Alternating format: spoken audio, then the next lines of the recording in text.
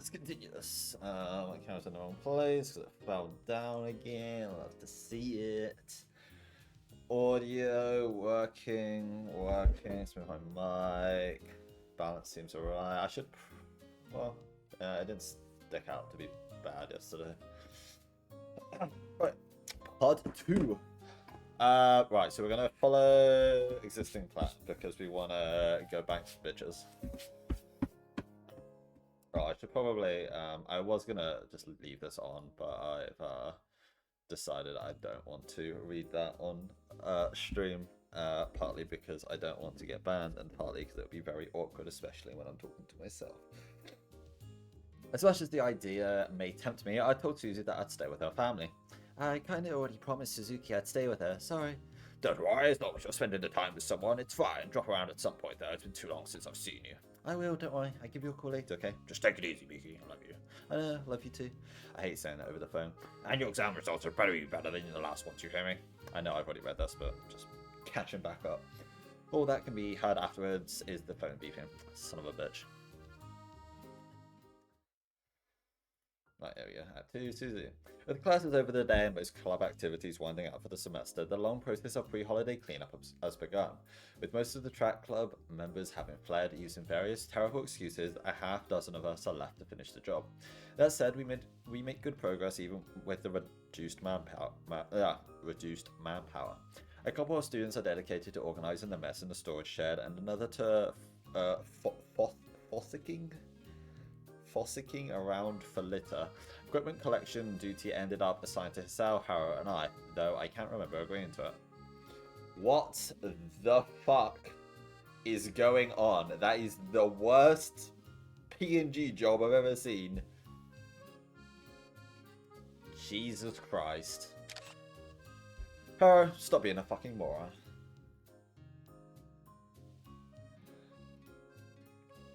Oops.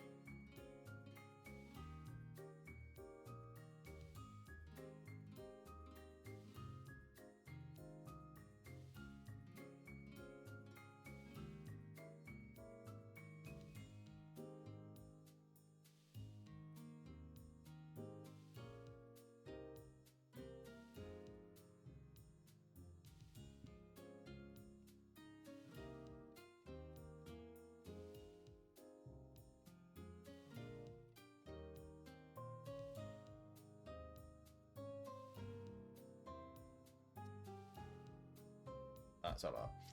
Haro, stop being a moron. Get these things, just don't understand good fashion.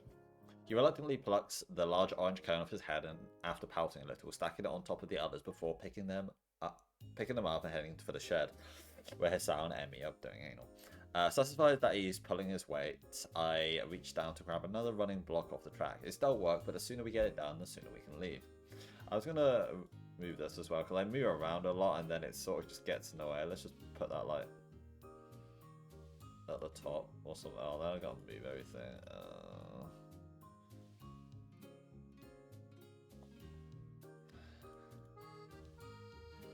There we go. Brilliant. Totally not scuffed as fuck. I need to get more capybara pics because that one sucks. With Hisao being so uptight, I'm surprised he didn't call Haru out. Writing myself and slipping the block into the bundle held in the crook of my other arm, I glance around to check what he's up to. I'd expected him to be distracted with his own work, but instead he stands a good few yards away bouncing a soccer ball he's found on his head. Doesn't look half bad at it either. Occasionally he tilts his head this way or that, sometimes bouncing the ball on his shoulder or foot, but he never seems to need to concentrate to do so. Rather than yell at him to cut it out, I decided to let him be. He deserves what little enjoyment he can still get from his old hobby, even if he can't play for real anymore. He's enjoying himself. Whoa! I nearly dropped my whole bundle in startlement at the voice suddenly piping up to my right. The girl simply stands there looking at Hisao with her usual disinterested face, with her yaoi manga in her hand, barely acknowledging the jump she's given me. Wait, has she been waiting until I was alone to approach me? Her timing sure feels coincidental. What's up? Just bored. I see you're keeping yourself busy. There was something I wanted to tell you, though. Dad invited me home to spend the holidays. Are you going? I just shrug. Might have been funny to see how Hisao's dealt with country life, but nah. It's not like you to pass up a chance to tease him. Oh no, I've been caught out. But seriously, I like going to your place. It's our last summer holiday together, so I wanted to spend it with you and your family. Though that brings the question of what I'll do afterwards. I'm sure as hell not taking up the family business, but I'd get eaten alive trying to enter any of the bigger universities. Susie's marks might not be fantastic, but she's bullheaded enough to have a good chance at the exams. Hisao, well, he'd probably do fine no matter which university he tried for. The boy himself finally noticed us staring, dropped the soccer ball and kicking it towards the shed before walking over. Hey Susie, I can take some of those if you need it. Come on, who do you take me for? A little punk bitch. I reach beside me and firmly grab Susie's blouse, hand gripping the back of the neck. With a slight grunt, I pull my arm upwards to slight girl follow. Are we like... What's she doing? The ad is made a little harder than usual thanks to her being beside me, but I managed to get a good couple of inches off the ground, her feet hovering in the air. Being a little short and having no muscle to speak of, her low weight makes Susie easier to manhandle than some weights I use. We just like toughen her up for some reason. Her head just hangs drearily, with no effort on her behalf to try and escape from my grasp. Given the difference in our strengths, even with one of my arms occupied, she knows all it'll do is make this look more ridiculous. See? Still good to go. Are you really okay with her doing this to you, Susie? You get used to it. Hisao just sighs. If she really didn't like it, I'm sure she'd say so. And perhaps she enjoys being my plaything from time to time, given that it's one of the few things we can do together. That might be wishful thinking there. God. Haru emerges from the shed and begins to head over, with Susie beginning to swing her legs as he does. Taking my cue, I have no idea what the point of this guy is so far. He's useless and annoying. Taking my cue, I gently lower her back to the ground and then adjusting her uniform back to her liking. She doesn't seem perturbed. You're going off at me about not working. Here you are horsing around. He's not really good at feigning frustration, but that's more due to his personality than ability in acting. He's the type that's hard to imagine being angry or even particularly serious towards anyone. Fine, I'm going. Miki? Yeah, I have business with her. Suzu's sharp rebuke takes us all off guard. It's odd to hear such an authoritative tone out of her. Shrugging in deference to her instructions, I pass the bundle of running blocks to Hisao before leaving with her. Neither of the two seem to mind as they get back to work with the others. A mighty yaw rings out as we descend down the hill into the town. A good stretch loosening out my nostrils a bit. Tired? Just bored as shit. Thanks for bailing me out there. You only agreed to get out of work, didn't you? Duh. You have the worst work ethic. At least I'm not a terrible person like you are. Where did that come from? I was thinking about what you said about Hisao, how I only invited him out of pity. Isn't it true? No, and I think the fact that you think so says more about you than me. You gotta stop being so cynical around people. Sometimes others do have their fellow man's best interest in mind. Oh, you absolutely can. The choice is one girl and one guy. So, yeah. See, I can prove it. Because there's adult content, which I'm not going to stream, obviously. But, like, yeah, you can. Also, how you doing? I thought you were streaming something. I was at work. I just got home. How you doing, dude? Maybe this kind of thing is why you don't get more people hanging around you. Rather than protesting the point, she simply sighs and turns away. I don't really get it. She usually doesn't mind when I take a harsh tone with me. That said, I'm not willing to retreat from the point either. After we graduate, she isn't going to be able to rely on my company. Hisao was a first good step out of her comfort zone, but that isn't enough. There's only 2 visual novels without sex scenes that are worth playing. That's Steins Gate and Clannad. The 2 that I played that are worth it. And then Night Stream was vibing. Hell yeah, what were you playing?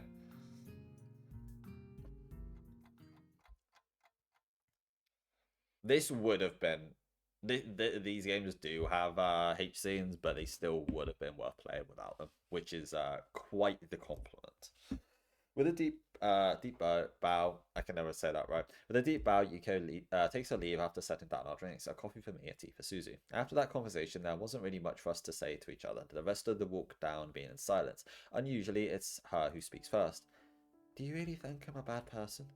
So she was dwelling on that comment. I suppose it is normal to be wounded by such a comment. Don't look at me like that. Look, maybe I was using a little bit of hyperbole. I like, all right, what like random thing that like just came to my head. Why the hell is it pronounced hyperbole when hyperbolic is pronounced like hyperbolic?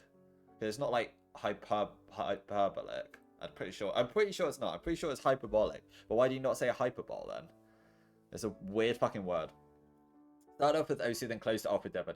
Fair enough. With OC, I feel like my brain finally unlocked how to get better with speed. All my life, I've been tapping harder instead of faster when trying to go fast, but now I'm trying to tap fast, but not too hard. Yeah, it's all about like technique and stuff, isn't it? I didn't notice like before when you were you like tap quite hard, and I'm like because you can't get like that much speed when you're like especially I mean obviously the rapid trigger stuff helps when you don't need to lift your press your fingers down as much, but yeah. I like hanging out with you, don't get me wrong, but you have to learn to trust others. I got used to his style. That's good, but you need to do more. Be more proactive. Put yourself out there. You make it sound so easy. It is. People aren't hard. It's like a snowball. Once you talk to a couple of new people, you get more used to it and strike up conversations with a few others. Keep that going and you'll be fine with talking to whoever you bump into. There's a whole world of people out there, Suzu. So what if you've had to deal with a few assholes? Just move on and change the crowd you hang with. Life advice with Miki here. What if I'm fine with the crowd I have now? Struck out by her monotone reply, I fall back and scratch my head and try to work out a new approach. We really are two totally different people. She knows Hisao and she knows me. Two people. How can anyone be happy with that number of friends? How can you just shut yourself off from a whole world of other new and interesting people, each with their own life story, interests, and personalities? Introverts are weird. Time and time again, this girl reminds me of that fact. My heart! I'm not weird! Exasperated, I threw my hand up and surrender and let it fall to the table. So what's up anyways? It's not like you to grab me out of the blue. She moves to speak, but quickly brings her hand to her mouth in order to more carefully consider her words. I wonder if she's picking that habit up from Hisao. Before long, she places both hands in her lap and forces out what she has to say. You might have helped me find words for that. You might have helped me find words for this. You said I should be more proactive, right? Oh, she's going to suggest something? I quickly lean forward in interest, but her upper body moves back as far as my face has moved forward. As if I'd stolen the words from her lips, she suddenly goes silent once more. Come on, what is it? Tell me, tell me. You're like a child. I grin in full agreement. All it does is make her quickly turn away. Something's with her today. Just put your arms out in front of you. Without any reason not to, I obediently do as she asks. My hand lies palm down on the table with my stump laying beside it. I probably feel a bit antsy about people staring like this if there weren't anyone hovering around. She's gonna kiss me. You're like a child looking up. No, they're all 18. It's okay. Don't worry. Okay, now close your eyes. Oh my god, she actually gonna kiss me? What the fuck? I'm a girl, by the way, in this. What? Just do it, motherfucker. Listen to me. She started to look flustered. Given what she's telling me to do, shouldn't I be the one who's feeling put off? Regardless, I give a sigh and close my eyelids. She's not the type to pull magic tricks, nor the type to do a dumb prank, so all I can do is wait for whatever's coming in darkness. Seconds pass, the Shanghai's pretty quiet today, now that I think of it. A long, shaky breath comes from before me. One soft hand presses to the top of my own, and the tips of her other fingers settle on my stump. Don't make me regret this. Regret what? They do the fucking, look at this, a white on white background. Regret, what's she planning to? My eyes flash open in shock as realization dawns on me, but it's far too late. They did kiss! Oh my god, wow, that's pretty lazy art, but yeah. Gauge. Yeah, but it's like the good, no, I was gonna say it's the good gauge. I didn't mean it like that, you know what I mean? Oh god. I said, let's press the mind, something trembling. It's the hot kind of gauge. There we go. A set of lips pressed to mine, soft and trembling. Susie's body cranes over the table to reach me. Her own eyes close as she presses her mouth to mine. This must be a very short game. I know it's about like 8 hours or something, but like, damn, chapter 2, we're already making out here. God damn. All I can do is close my eyes in response. My heart stops, everything around us falls away, even my feelings of shock and startlement seem to disappear. My mind is emptied, save for the feeling of those lips pressed to mine. I like really high-key want to see the H scenes and see like what the art is like for them, because the art in this game is really fucking scuffed. I don't know what I'm supposed to say or what to do. All I know is that the life we had led until just a few minutes ago has disappeared forever. gonna scissor, boys. I wonder how long it's been since Suzu missed a class. At least a few good months, I think. Carefully scheduled naps along with her meds allow her to drag her feet to class every morning. Even if she sometimes doesn't quite last out the whole day, she makes damn sure she's at least present and accounted for. Damn, she's like feeling awful because she's like ruined the friendship sort of thing. Yeah, I know, but I'm also uploading this to YouTube as well, so I'll have to like edit it, and I don't want to edit it because editing's for fucking losers and people with time on their hands. I'll do it off stream, and then I can send it. I can send any spicy things to you if you want. But that's Suzu all over. She tries hard at every little thing she does. I've no doubt that it makes me look a lot worse in comparison. Though to be fair, I've been skipping class pretty rarely in the last year. Mewtwo drones on with yet another lecture, but even as we scroll in our notebooks, it's obvious people's minds are elsewhere. It's the last day of the semester after all. I can't help but glance over the empty desk beside mine every now and again, as if she might suddenly be there the next time I look. Why she's missing is hardly a mystery. I get a knot in my stomach just thinking about how it happened, and it must be no doubt be much worse for her. Suzu might be stubborn as a mule, but even she has her breaking point. I barely even registered the bell, signaling the start of lunch, only beginning to shuffle out of classroom as I see the other students moving past me. I don't even know if you play these types of games. If you ever did, you should start with the, like, this is a spin-off, but you should start playing or read through the original one of this. It's amazing. Filing into the hallway with those who'd rather escape the stuffy room rather than chat and eat at their desk. The thought of what I should eat floats vaguely into my mind. Bread, I suppose, cheap, and I could easily force it down. A hand grabs my shoulder, gentle but firm. I turn to face its owner, but I know who it is without even looking. You only played a Honey Pup? Boo, Honey Pup sucks. I'm pretty sure. It's just fucking like Bejeweled or whatever, but with tits. Hey, his expression, a thoughtful but carefully rehearsed cheerfulness, is the norm for him. It drops the moment he sees my face. The dots are too easy to connect. You okay? I'm fine. I didn't get much sleep last night. Liar. I scrunch up my face and pinch the bridge of my nose, trying to pull myself together. This is the result of just one night's bad sleeping. I can't imagine the kind of sleep deprivation Suzu must feel every day. As I look back at Hisao, I can see he wants to say something but doesn't quite have the will to do so. He's a nice enough person, by the way, but the way he so often visibly thinks things over before speaking irritates me. What is it? Come with me. He's going to kiss her now. Now we're going to have a conundrum on our hands. The cafeteria is humming with activity already, but the two of us thankfully managed to score free table by getting in before the rush. Oh, I hope the fucking clown squad doesn't, the goon squad doesn't show up. While Hisao parts around getting food for the both of us, I try to work out what he knows and what he doesn't. I wouldn't call him an idiot, but Hisao isn't particularly sharp when it comes to others. That said, he and Suzu have been around each other a fair bit lately. Not that she's the talkative type anyway, even with her friends. He's far from the assertive type too, yet he dragged me here of his own accord. There's no doubt about it. The way Hisao's acting today is out of character. I shouldn't be so immediately suspicious, but yeah. He sets a juice box and a large piece of bread in a wrap on the table in front of me, mangling the thin plastic before finally getting it open with my hand and teeth as he takes a seat. I shovel the bland tasting bread into my mouth for a simple nourishment. I hadn't realised how hungry I'd gotten, the food almost evaporating as I take mouthful after mouthful. Looking to Hisao, he stopped as he was about to start on his own, instead of opting to watch me pigging out. Whether it's in amusement or startlement, I can't say. I rip off a large chunk of bread before forcefully swallowing it down and setting the rest down. My curiosity gets the better of my hunger. So what do you drag me all the way here for? I was just wondering if you knew why Suzu wasn't in class today and why you're in such a state, now that I've seen you. I take a long breath as I think back to when it all happened. I have to tell him as much for my sake as his. I quickly glance around to make sure nobody's listening. Can you promise me not to tell anybody about this? I promise. Anyone who really said that, I believe his sound more than most though.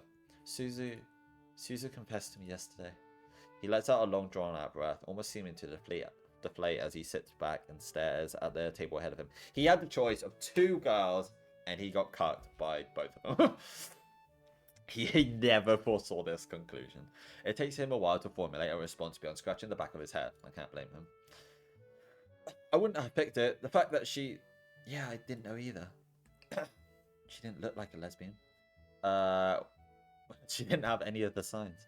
We both sit in silence for a bit to mull over our interactions with her. Sure, she never came out to either of us, but she's a private person about practically everything. She's distrustful of others too, though not without reason. It's impossible to work out whether she was dropping hints or actively trying to hide it, let alone whether she was hiding it because she feared our reactions, was worried about getting word out, or was simply confused herself. In any case, she never told me, and obviously didn't tell herself. She doesn't talk with anybody beyond us, so then next question is, how long did she keep this bottled up inside her? Hisao was the first to speak, breaking my train of thought. How did you react? I guess I didn't. No tongue. Huh? I just mumbled how we should get back to school, and the two of us walked back. That's all that happened. Miki. I was confused, alright? I had no idea. Motherfucker, I didn't do this. I had no idea that was coming. I didn't even know she... Hisao quickly waves his hand downwards to make me lower my volume. I quickly do so. I didn't even know she liked girls, man. We've been friends for over a year. I never had a bloody clue. I thought things were going well, and now everyone's completely messed up. Everything's completely messed up. Here I was thinking I'd managed to keep my emotions under control, but even as I speak, I can feel a lump forming in my throat. It's one thing to mull all this over in my head, but saying it to someone else is a lot harder. You also gotta take into the fact that this is like, I think this is set in like the late 2000s, and it's also in Japan, and I'm pretty sure they're probably a little bit more against the whole same-sex thing as well, so it's probably not only just awkward for them in terms of like, oh shit, my best friend just kissed me, but also that they don't want other people finding out, possibly. Or at least more so than like if it was set today. What am I meant to do? To be honest, I'm not really sure. You need to answer her at least. Please don't take this the wrong way, but are you scared of giving her an answer because you're confused about your feelings, or because you don't want to hurt Suzu by rejecting her? The first. He gives a nod, satisfied with the answer. Yes. I guess being the same gender does make that harder. It's not really a position I'd want to be in. It's not really that. How should I put this? There's a difference between getting off on that kind of stuff and the relationship. Like, I love lesbian porn, but, you know, I mean, I like looking at girls as well as guys. I can appreciate a girl's body, you know, but that's pretty different to this. I'd a lot less freaked out if it was anybody but Suzu, but to be honest, it's like everything I knew just got turned upside down. I think to myself about what I just said. I think I'm happy with that explanation. Hisao nods as though he understands, but that's only half the story. Why would Suzu be interested in me after all? So she's into girls, sure. I'm surprised, but plenty of people out there are. Why me though? She isn't like Hisao. She's known me at my worst, not just as I am now. It's just baffling on every level. I know this isn't what you want to hear, but I'm pretty sure I'm not going to be much help with this. I don't envy you, that's for sure. But in a way, what you're saying makes me kind of glad. I'm glad someone's happy. It's just good that you're thinking this through. I don't think it's controversial that you can be pretty rash sometimes. Prick. We both smiled, deciding to move on. He's not wrong that he'll be of little help in my decision, but just getting this off my chest has helped a lot. With the shock wearing off, it's easy to think clearly about everything. Are you still on for visiting Susie's home during the holidays? Oh god, we're gonna get busy then, for sure. I briefly think before giving a shrug. Neither of us has said anything about the visit being cancelled or otherwise. I guess so. Then you're going to need to this sorted out by then. Holidays start tomorrow, and Susie deserves an answer. I know. A deadline would help, now that I think of it. Something to force me into making a decision. I carefully go through this year's events and holidays in my head, soon coming to one that'd be perfect. Tanabata's soon, right? Yeah, I'll have an answer by Tanabata. Did she ask herself that question, or was that meant to be him? That sounds good. Shall I tell her that? Sure, I tell her myself, but I understand. So that's my deadline. Whatever I decide, I need to be careful about how I proceed. Suzu is a fragile person, and moreover, I don't want to lose the only female friends I've ever had. Really? She really is a troublesome girl. How is, like, Emmy not your friend? You both are. That's, like, crazy. Oh! Thank you for the subscription, laughing. Appreciate it. I upload shitty Osu plays and my terrible stream VODs. The air is pleasantly cool tonight with a gentle breeze and cloudless sky. You couldn't ask for better weather given the occasion. The sleeves of the bright red kimono hide my missing left hand pretty well. At least it's useful for something.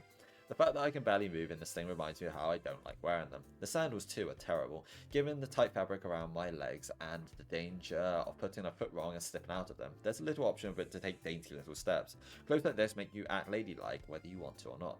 After putting Shizune and Musha through the trouble of doing my makeup for me and helping me put on the kimono, plus paying actual money to get my hair done, Suzu had better appreciate this. Oh, I wonder if we get to see her. I run my hands through my hair, partly to take in the feeling of how smooth and silky it is thanks to the barber's careful work. And shouldn't it be a salon if it's for women? And partly to distract myself. I've taken care not to move around suddenly or work up a sweat, so everything should still look about right, hopefully. Walking down the path towards the park where we agreed to meet, the crowds get bigger and bigger as I near the main festivities. The scent of grilled food wafts in the air, as does the faint perfume of passing women. It's a nice atmosphere with people cheerful and happy as they walk along the path. Brightly lit by paper lanterns and stall lights. Pavement, trees, and everything around me almost seems to glow as the multicolored lights dance off of them. Following the stream of festival goers, the backs of two familiar figures come into sight ahead of me. One in his dorky sweater and the other in a cute kimono of her own. Oh, I wonder where they stole this one from. As I walk up to the two of them, it's Hisao noticed me first, having glanced back to see if I was coming. He gives a smile as he taps Suzu on the shoulder to turn her around. Oh, cute. I don't think I recognize her, but it's almost certainly from another game. And then we meet. I open my mouth to say something, but the words catch in my throat. It takes me a couple of tries before I give up, saying anything casual or witty instead giving some pathetic excuse at my own expense. Guess I was a bit late, huh? It's fine. Going by the looks of you, I can see why you took a while. I'd never have guessed you could be so ladylike. Don't get used to it, asshole. Hisao snorts, but my attention soon shifts to Suzu. She simply looks at me, still silent and unassuming, with her hair carefully groomed, hands daintily pursed in front of her, and cheeks rosy. She looks like a dainty doll. It's only now that I noticed the cute little clip in her hair. I feel like my chest tightens as I stare at her. Suzu's always been an oddball, but for once I feel like we have an understanding that we've never shared before. The look in those eyes could only possibly be one thing. Nobody's ever looked at me like that before. I don't know why I'm so awkward about it. This is what all the fuss over how I looked in front of her was meant to achieve, after all. Despite all the time we've been friends, she'd finally managed to leave me speechless. So this is how it feels to hold someone's heart in your grasp. The movement of Hisao draws me back into the real world. The sound, smells, and bright lights around us suddenly re-enter in my consciousness. We both look on as he quietly turns and begins to walk away. Oh, where are you? I'm going to run ahead and have a poke around the festival. Enjoy yourselves. What a wingman. We love Hisao in this household.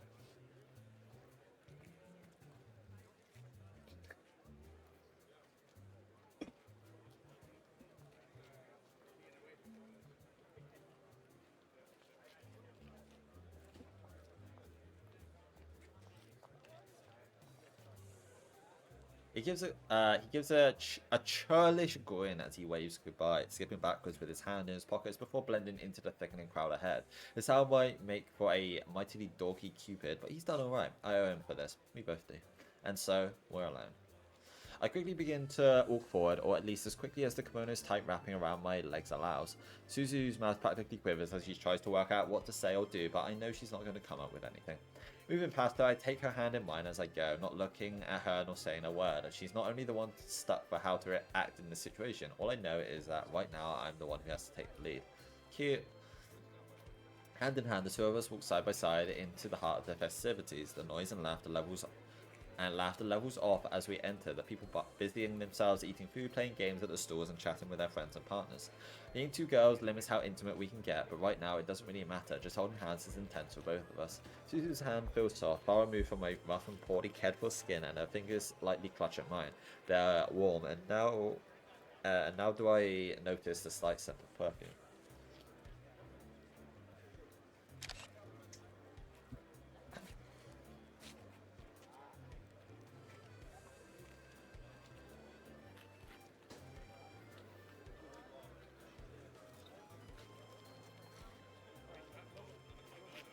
Just a few days ago we were friends, yet now she acts as a love-struck maiden. Is it because she's always held these feelings for me and just stuffed them down until now, or is it desperation, a frantic grasp at something precious that she feels might fly away at any moment? It's a little sad in a way. Right now she appears more fragile than ever, and it's all because of me. I spotted a toffee apple store a small distance ahead, longing to break the silence and help the girl enjoy herself. I decided to use her sweet tooth against me. Want a toffee apple? My treat. This is where she should be giving me some probably deserved snark about how much I ask her for money. Instead, all she can manage is a subdued nod.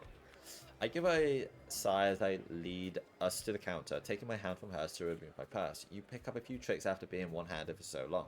With the store owner raising an eyebrow at how efficiently I flick a few notes from my wallet using the same hand that's holding it. Oh yeah, I can even... Yeah.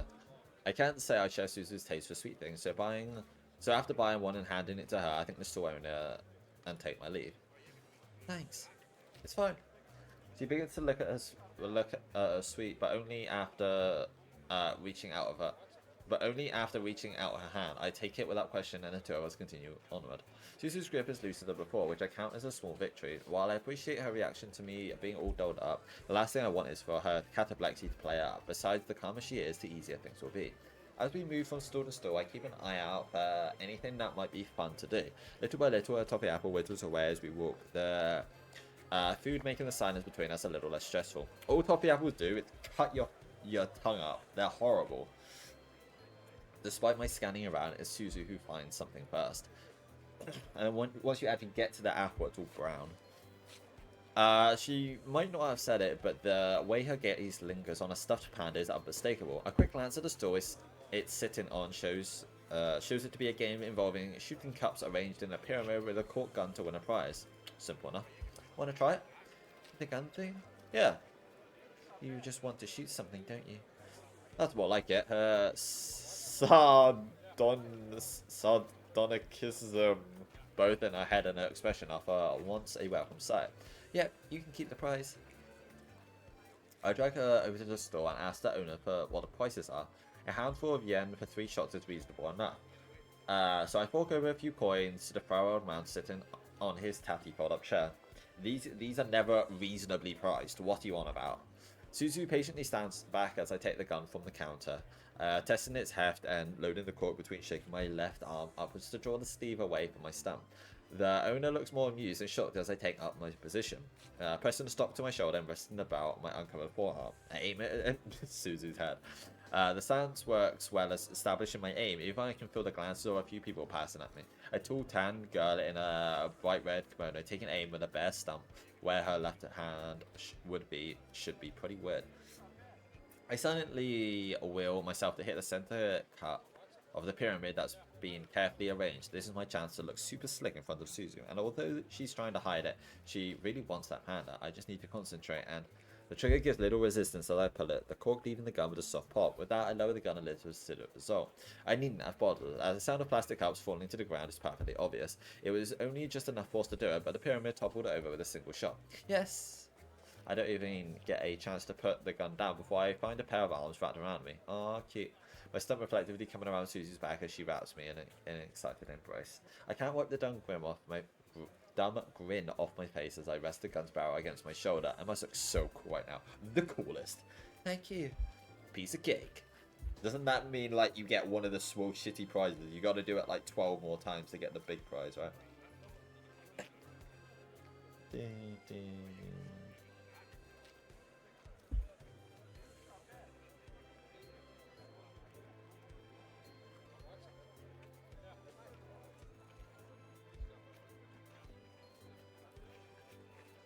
The old man,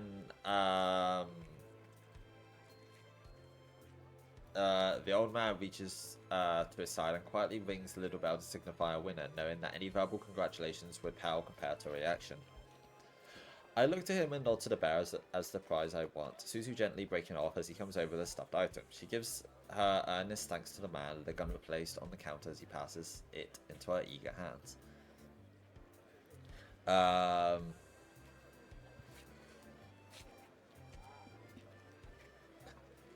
We take our leave of the stall hand in hand, my own in her left and the bear in her right. I can't help but smile at her as she inspects her new friend, glad to see a childish side of her she so rarely allows to be seen. I'm pretty comfortable in calling tonight a success already. It's difficult to get past Susie's mental reflex of avoiding emotions, but she's finally letting herself go. There's still a chance of cataplexy or a sudden bout of sleepiness, but we'll take that as it comes. A trademark whistle echoes around the air, everyone's eyes turning to the bright green streak of light chasing upwards into the night. It's weird that like I didn't get a choice in this really. Like the only choice I had was to go to her house, but like Hisao was coming as well, so I thought we were gonna like pick then. But I guess this is like already locked me in. But then going to my parents' place over the summer means I pick Hisao. I assume that would be like the bad end. Or maybe like Hisao comes with me, but like it wasn't obvious that was gonna happen. But maybe it is just like the one choice that differentiates the routes. What the time?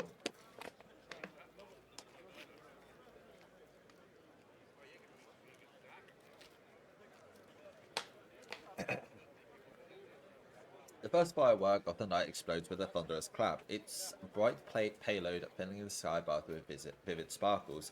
A collective whoops resounds from the cloud, a few children begging to be raised onto their parents' shoulders to see. Everyone begins to move at once towards the main viewing area a good distance ahead, like two rocks in the middle of a vast stream. Susan and I find ourselves surrounded by a flow of people all moving towards that one direction. We're going to miss the fireworks if we stay here. Her hand breaks from mine as she runs ahead as fast as her get-up allows, clutching her new panda to her chest. After a moment, though, I quickly take chase, outpacing her with little effort. You suck! I am so much faster than you! The moment I reach Susan, I push my arms forward and bring them over her shoulders to take hold of her. She comes to a dead stop the moment she feels my body press into hers, her arms drop into her side. The way she stops so suddenly without a single word being spoken shows her lie. She never truly pushed the thought of her confession out of her mind, instead trying to distract herself the entire time. It's the sort of thing she'd do. The two of us stand still for seconds, maybe minutes. I lose track of the time as we stay there, the area around us slowly draining of people as everyone leaves the stalls to get the best view of the coming fireworks show. And then it starts. Oh, that's cute. One by one, the little rockets shoot up in the sky, exploding above into the different colours of the rainbow. The view from here isn't so bad. The glow of the paper lanterns and the haphazardly run strings overhead do little to block the lights show above. Are these not like loud enough to spook her, or is it because like they're expected, even though they're loud? Is it loud noises or like surprised that like knocks her out? I carefully rehearsed what I was going to say to Suzu just for this moment, but it's never all completely gone. No matter how much I try to remember those words, they never come back. Well, whatever. Rehearsing a lovely little speech doesn't suit me anyway. I'm proud of you, Suzu. Here I was thinking I was the one with all the guts, but in the end, it turned out to be you. Probably loud, but expected. Yeah. I'm sorry for not giving you an answer until now. I had to sort out a few things in my head, I guess. I take a long breath and I close my eyes. I can't take back the words I'll say, but I know I have to speak them. You're a good girl, Suzu. You don't deserve a terrible person like me. Oh, don't bring yourself down. You're not supposed to do that. But if you really do like me, then I'll walk beside you wherever you go. I'll go wherever I go. I'll take wherever you'll go, I'll go. Wherever I'll go, I'll take you. That was like weird. I was like, are you having a schizo moment? I'll go out with you, Suzu. I always thought confessions were supposed to make your heart race, but mine feels completely at peace. Things will change, but I know that this is what I want. Suzu deserves happiness, and if I can give that to her, then I can truly be happy as well. Her body shudders a little, making me step back. As she turns to face me, her face is a delicate mix of disbelief and hope. All I can do in response is that in response to that delicate face, its owner looking more fragile than she ever has is giving me a reassuring smile. Without regard for anyone around her, she closes her eyes and lifts her chin just slightly, standing on her toes. By now, everyone's left for the fireworks display, the two of us standing alone in the bright lights bathing the path. With one hand on her left shoulder and my forearm resting on her right, I close my eyes and gently lower myself towards her. Cute. Oh, the panda's like a small little thing. I thought it was like a mass. What? I thought it was like a massive panda. Nobody looks at those stores and like, oh, I want the tiny little thing on the second row. I thought she had like a massive fucking bear. Because she was like, oh, she was clutching it and running. I thought she was like, And so I press my lips to those of the precious sleep of beauty. But she's like, oh wait, so it's not weird. Oh, she's back with the stolen uniform. Suzu, Hisar, and I make our way along the city street after leaving the train station. The bright summer sun beating down on our heads and the sea's salty smell wafting in the air. That was quite a harsh transition. I feel like there could have been like she walks her home or whatever, and then there's a bit of self-reflecting in the in her dorm room, and then she like falls, she just like passes out from exhaustion or whatever, and then like this is just like whoa, next scene. It's a nice atmosphere here. When I first learned she lived in the city, I was partially thinking it would just end there because that was a really nice like romantic scene, but I'm glad it hasn't. It's a nice atmosphere here. When I first learned she lived in the city, images of Tokyo and Osaka flashed to my mind, but instead it ended up being a fairly relaxed place bordering the ocean. It isn't a surprise why Suzu's family decided to make their home here rather than living in the middle of the big smoke. Oh yeah, I forgot we got to go to our summer house. Yeah, never mind. Yeah, so I think it's about. I saw one. I didn't watch it, but I saw there was one, like let's play of this, and it was about 8 hours for the whole thing. So I did about 2 hours yesterday, which was like the common route, and now if we're on to Suzu's route, maybe it's like 3 hours each. I mean, I'm gonna like date his out as well. Though it's gonna be a little weird, but obviously like a little bit will be cut because of the H scenes, but. Hopefully there's like a good couple hours of both their routes. That'd be nice. Yeah. A couple of distracted seagulls resting on a guardrail takes flight as we stroll past, squawking in protest. Oh god, is that gonna knock her out? I'm telling you, I didn't need to buy those. Oh, I guess not. I point to the small box carried by Hisao, the confectionery shop's cheery logo adorning the plain white container. He raises an eyebrow as he adjusts a duffel bag of clothes and meds carried over on his other shoulder. Is it so bad to offer a gift when visiting someone? When you're coming with people who you've met before, it's a bit much. I'm just being polite. I know this might be a foreign concept. There's a fine line between good manners and brown nosing. Would you two stop fighting? Yes, mother. The shimmering of heated air above the roadhead is broken up by a car whizzing past with a pretty bright red sports car following soon after. While the attention of Hisao and I is drawn by the latter, Suzu's mind is elsewhere. I put my hand on her head and give her a little bump, partly to reassure her, but mostly because I just wanted to. Given that she doesn't protest, I assume she likes it. It is good to see her in higher spirits, though. The last few days must have taken their toll on her emotionally, but she seems to be largely back to normal. Well, Suzu's normal. I'm glad. I don't think she'll be writing my name in her death note anytime soon. Is there going to be anybody there when we arrive? Mew would be, at least. Who the fuck is Mew? Is it? So are we going to the summer place like now? Oh yeah, I guess it was because that was the last day of like school, right? So I guess we are. Mew? Yeah, she's cute. I think you get on well with her. Maybe we could have a gangbang. That sounds like you're trying to set me up. We'll see. Suzu grimaces, but I managed to hide my reaction. I can't miss a chance to screw with him like this after all. I bet this is gonna be. Oh, I guess it's not actually because this is a new background. I wonder if they were just going to take the other location from the original game and just like repurpose it. Three of us finally come within sight of the Suzuki household, a modern and fairly spacious two-story house nestled in the kind of suburb that aspires to look wealthy, but isn't quite there. Suzu's sister must be home, as a little white car is parked neatly in the gravel driveway. Looks like they've done some painting since the last time I was here, with the white walls and brown beams painted cream and black respectively. That modern minimalist look is getting common these days, but I can't say I like it. We march through the gate and up the stairs to the entrance in single file, Hisao's gaze flitting around to take in the carefully cultivated greenery in front. Suzu just looks ahead, taking the lead of our merry band. Okay. Interesting art style, but I approve.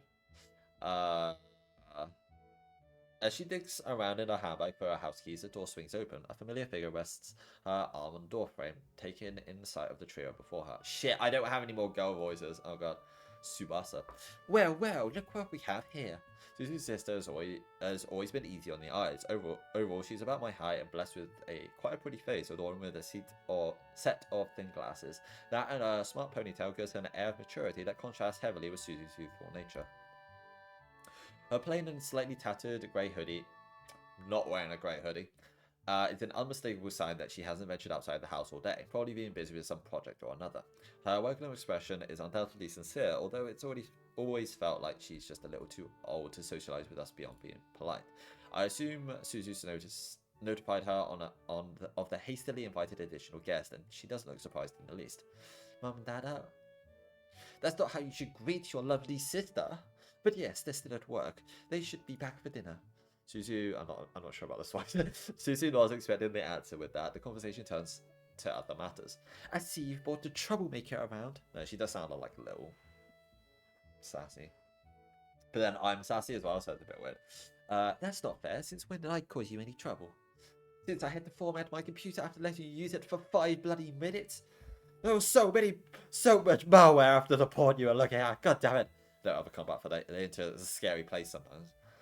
Since I had to format my computer after letting you use it for... Wait. Okay. I accidentally scrolled back and... I'm just being mean. How are you getting along these days? Same old, same old. We're lesbians now. Oh. Can I join? I see you picked up a stray along with the way. You must be Nakai. Pleased to meet you, Miu. Oh, she's using the second name, the surname, and he's going straight in for the first name. What a smooth guy. I hastily try to stop myself from snickering, but it's useless. She just smiles as she leaves herself off the doorway, but now wise to my antics. It's Tsubasa Suzuki, you idiot. Sorry. I have no idea why anyone hangs out with you, Miura. I wonder that myself all the time. I just grin, content that I've had my fun, trying to hide his embarrassment. Hisao quickly offers the sweets to her. Yeah, have them. I'm sorry. Subasa's face lights up and she takes the box, quickly popping the top open to check out its contents. If there's one thing the Suzuki sisters share, it's a sweet tooth. Approved. Welcome to the Suzuki household. Subasa. So is that like another person she was trolling her with, or did she just give her a fake name? Is that what happened? I don't remember. Oh, fuck that. Tsubasa moves from the door, gesturing with her head for us to follow her inside. Dutifully take off her shoes at the entrance and file in behind. You know you can put your death note down now, Jesus Christ, woman. It would not be hard to just Photoshop that out. Like, what behind it is very simple.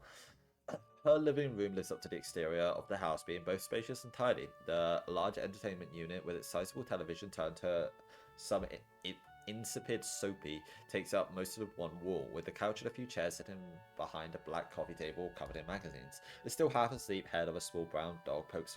I thought she was talking about Susan for a second. Dog pokes around the arm of the couch to see who's entered, before excitedly leaping off and galloping towards us, happily panting and wagging its tail. Suzu immediately crouches down and scoops up the fluff ball in her arms. Smiling widely, she comes to her feet. I did not expect that. Wow.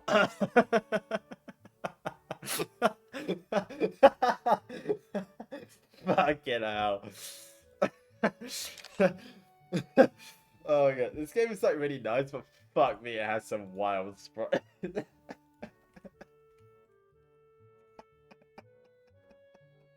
That's such an ugly fucking dog. Oh my god. Jesus Christ. There, I'm home, Mio. Oh, Mio was the dog. That's funny. That's funny. So he called the older sister the dog's name. Hi, is your name Rover? Nice to meet you. Her grin redoubles as she gets a few well-deserved licks on the cheek. I briefly wonder if dogs can hyperventilate, because it sure looks like this one might. Mew, huh? It looks at me with a displeased as displeased a face as he can muster. A difficult task is after seeing Susan's reaction. What breed? She's an Affin Pinscher crossed with, I don't know, a fucking rat. No allergies or anything? Me? Nah, dogs are nice. He reaches out for Mew, but stops a few inches from her face. Only after she gives his hand a bit of a sniff does he slowly advance further to petting her head, smiling as he does so. I suppose its gentle nature is the type to get along with animals as well. Susie puts Mew back on the... Fuck me, that's sprite. Susie puts Mew back on the ground afterwards, the dog busily giving both me and her new friend a good inspection. I think you'll get along here just fine. Come with me and I'll show you the guest room. You can throw your bag down there. Thanks. You two good? I'll just bunk with Suzu. Have fun with Tsubasa. You stud. Okay. That's all it takes for him. Tsubasa just smiles as she leads him into the hallway. The sound of her pointing out the directions of this and that to be heard after they leave. Mio's interest seems to be piqued by the new arrival as she trots out after them. I just let my bag drop to the floor, content to drag it up to Suzu's room sometime later. Drink? Yeah, just some juice, thanks. Coming right up. As she turns to leave, I feel my heart twitch just a little. Suzu looks so delicate and fragile when I agreed to go out with her. She's finally opened up towards me, knowing full well how much she could have been hurt. Such a frail, unassuming girl appeared at the moment to be much stronger than I ever was, but now she acts as if it never happened, like it's just another day. God, that scared me. I quickly started moving towards her, catching her attention as I do so, just as she turns to see what I'm doing. I bring my arms around her small body and press it to my chest. Hugging's never really come naturally to me, so it's not like I dislike it, but it's more that it's never felt very special. Maybe I was just never hugged enough as a kid. Feels bad. Holding her to me as I do now feels different somehow, not because I can feel her soft warm body against mine, but because such a normally apprehensive girl would allow me to get so close. She trusts me. For a moment, it looks like she might not reciprocate. Taken too off guard to return the gesture. Eventually, though, she picks her arms up and wraps them around my back, drawing me into a tight embrace. With her face turned to the side, I press my lips to the top of her head. Sorry, I just... You don't need to hold back, Suzu. You always worry too much. Only because you don't worry enough. I smile a little as I step back, rubbing her shoulder with my hand as I do. It's good to see you're holding up. You've been through a lot lately. And that was whose responsibility? I was trying to avoid mentioning that. So this means you're back to your old selves again. Oh, don't say that. Looking over, Suzu reveals herself standing at the doorway, arms crossed and smiling. Suzu clamps her eyes shut to maintain her composure, but her rosy cheeks give her away. How long have you been there? Oh, I've been watching it for a few minutes. Only just now. She went to her room, so I came back down. She wouldn't let me in. I was worried about the two of you as well. You know, it's good to see you've made up. Yeah, thanks. Guess I finally got my head screwed on right. Now can you fucking leave us alone? Suzu just nods at him, but both of us know she's thankful. Oh my god, everybody has a different art style, Jesus Christ. Interesting. That's pretty cool hair, I like that. He's properly dressed up for dinner, huh? The clatter of knives and forks rings out as the Suzuki family, plus it looks so out of place. Oh god. The clatter of knives and forks rings out of the Suzuki family, plus their two guests dig into a lavish dinner. Various bowls of different salads sit on the table, complementing the still steaming piece of roast chicken on our plates. With Suzu, Hisao, and I seated on one side of the table, Suzu's sister, mother, and father on the other side. Miyu hovers around the floor, making sure she's positioned to grab any scraps of food that might fall. I've always found it difficult to work out the age of her mother. With her chic, short cropped hair and smart clothing, makes her look quite trendy. It's a nice style, though it would be improved by her smiling a little more, perhaps a result of stress from her job, now that I think of it. Her father isn't like that, with a somewhat wiry body. It looks like an absolute unit. What do you mean? He looks like an old, like, Bruce Wayne. With a somewhat wiry body and thick spectacles. Not wearing spectacles. I'm pretty sure there was no communication from, like, the art team, the people who are getting the backgrounds, because I'm pretty sure it's always describing something that's not in the background. And the writer, thick spectacles perched on his round face, his greying hair. Okay, fair. I'll give you grey. Noticeably beginning to thin. He's always felt like a much warmer and unassuming personality. Despite his position as a prefectural bureaucrat, he's always had a sense of pride that I have respected in him. So, how are things going at school, Suzu? Fine. Exams are over, so things are a bit more relaxed now. Plus, I'm fucking your daughter. And how do you do on them? Shit, obviously. Well, I think she did fine. Maths aside, she's fucking retarded at maths. Her mother puts down her fork to think, her face disappointed. It must be hard to have parents who drive so hard for good marks, despite the fact that her narcolepsy works against her. Maybe we should get a tutor then. What, for me? What? There's a tutor right here. I just need to study more. I'll be fine. I thought she was talking about me. Wait, what? Hold up. Fuck, I'm not going to be able to read this. Right, let me just...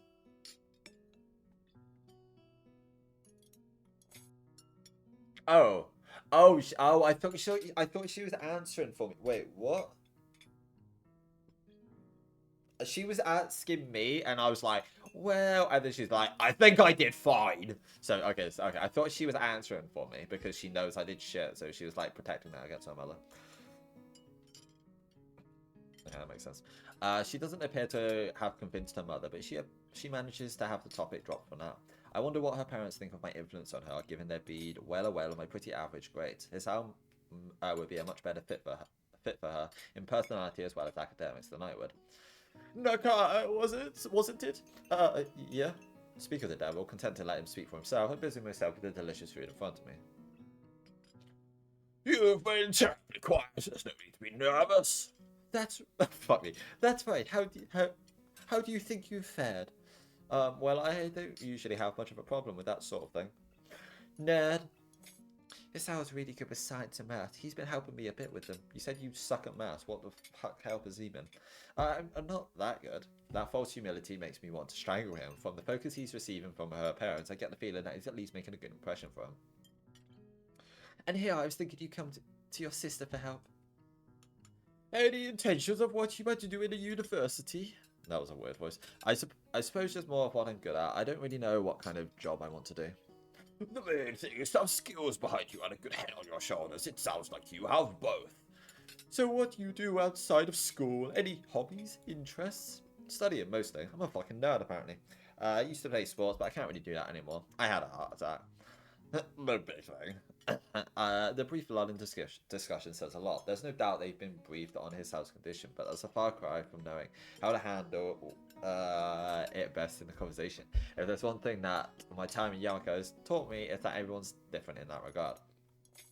Taking a bit of pity from her parents and for inadvertently bringing up the subject, I give the conversation a little push. Let me give a little quick so. Oh, I was supposed to. Shit. Wait. Okay. That's the choice one, so I need to save on a different one. I give the conversation a little bit. How much of a bag was taken up by books? Wasn't that much. You should just join the literature club anyway. Why are you even in track and field? So I can so you can stare at me apparently. You've asked me that before, and then again, it's a question I continue to ask myself as well. He's ours. You can't have him. The others in the lit club would be happy with him. He already knows he's our after all. And wait. Oh, okay. Oh, that was the student council, wasn't it? Okay, so she. Okay, do I get a say in any of this?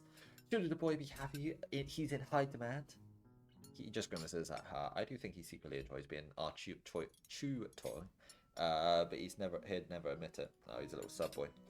Maybe you should join her club. You do have similar interests after all. That's not subtle.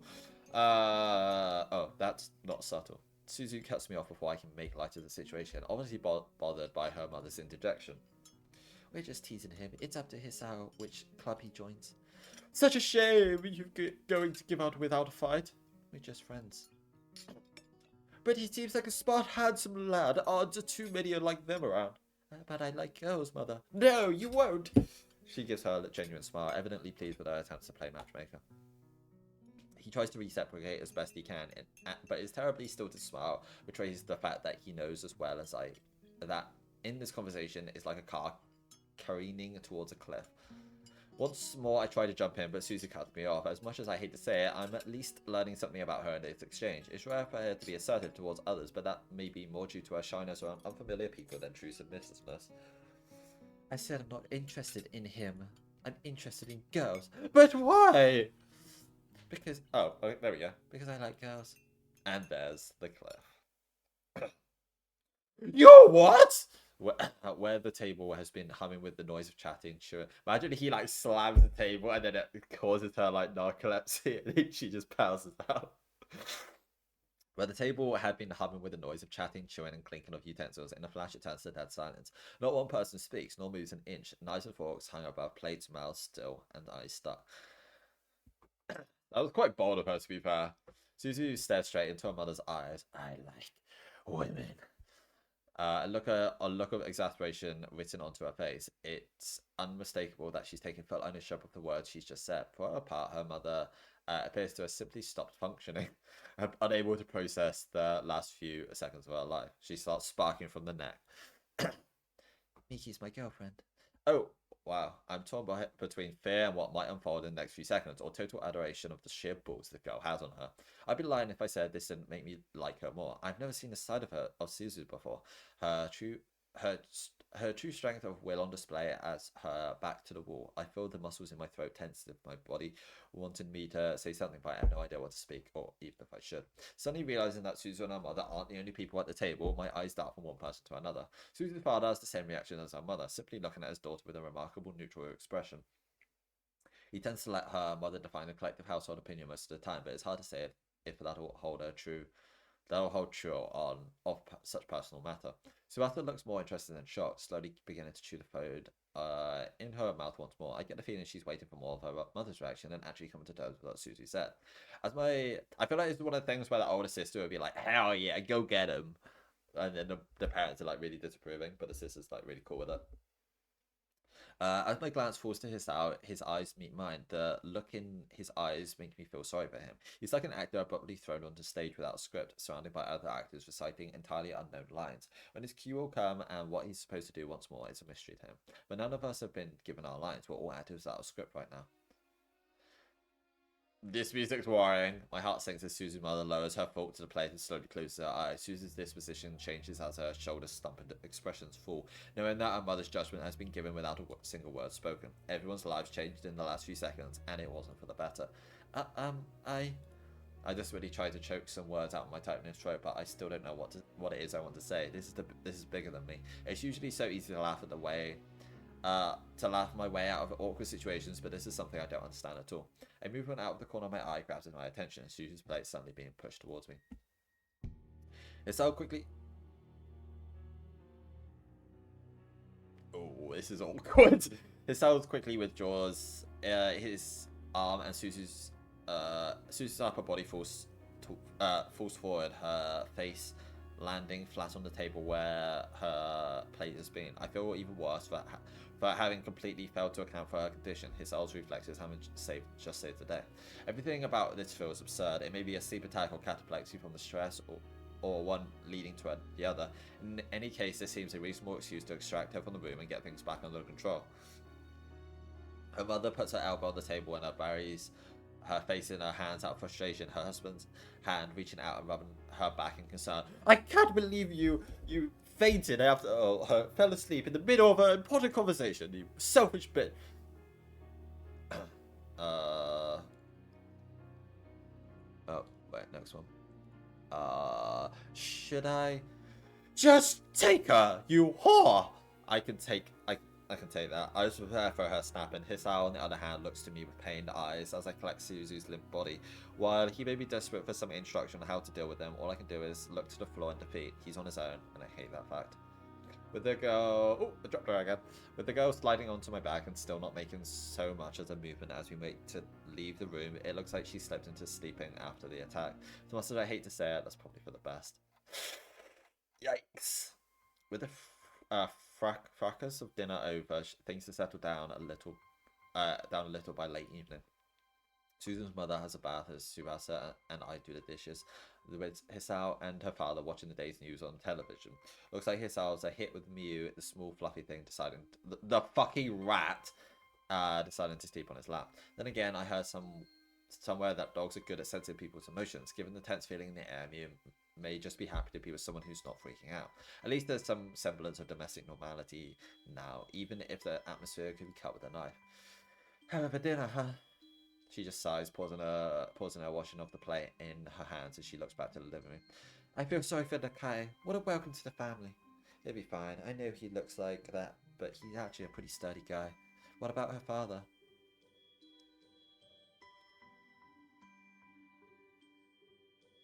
Wait, what?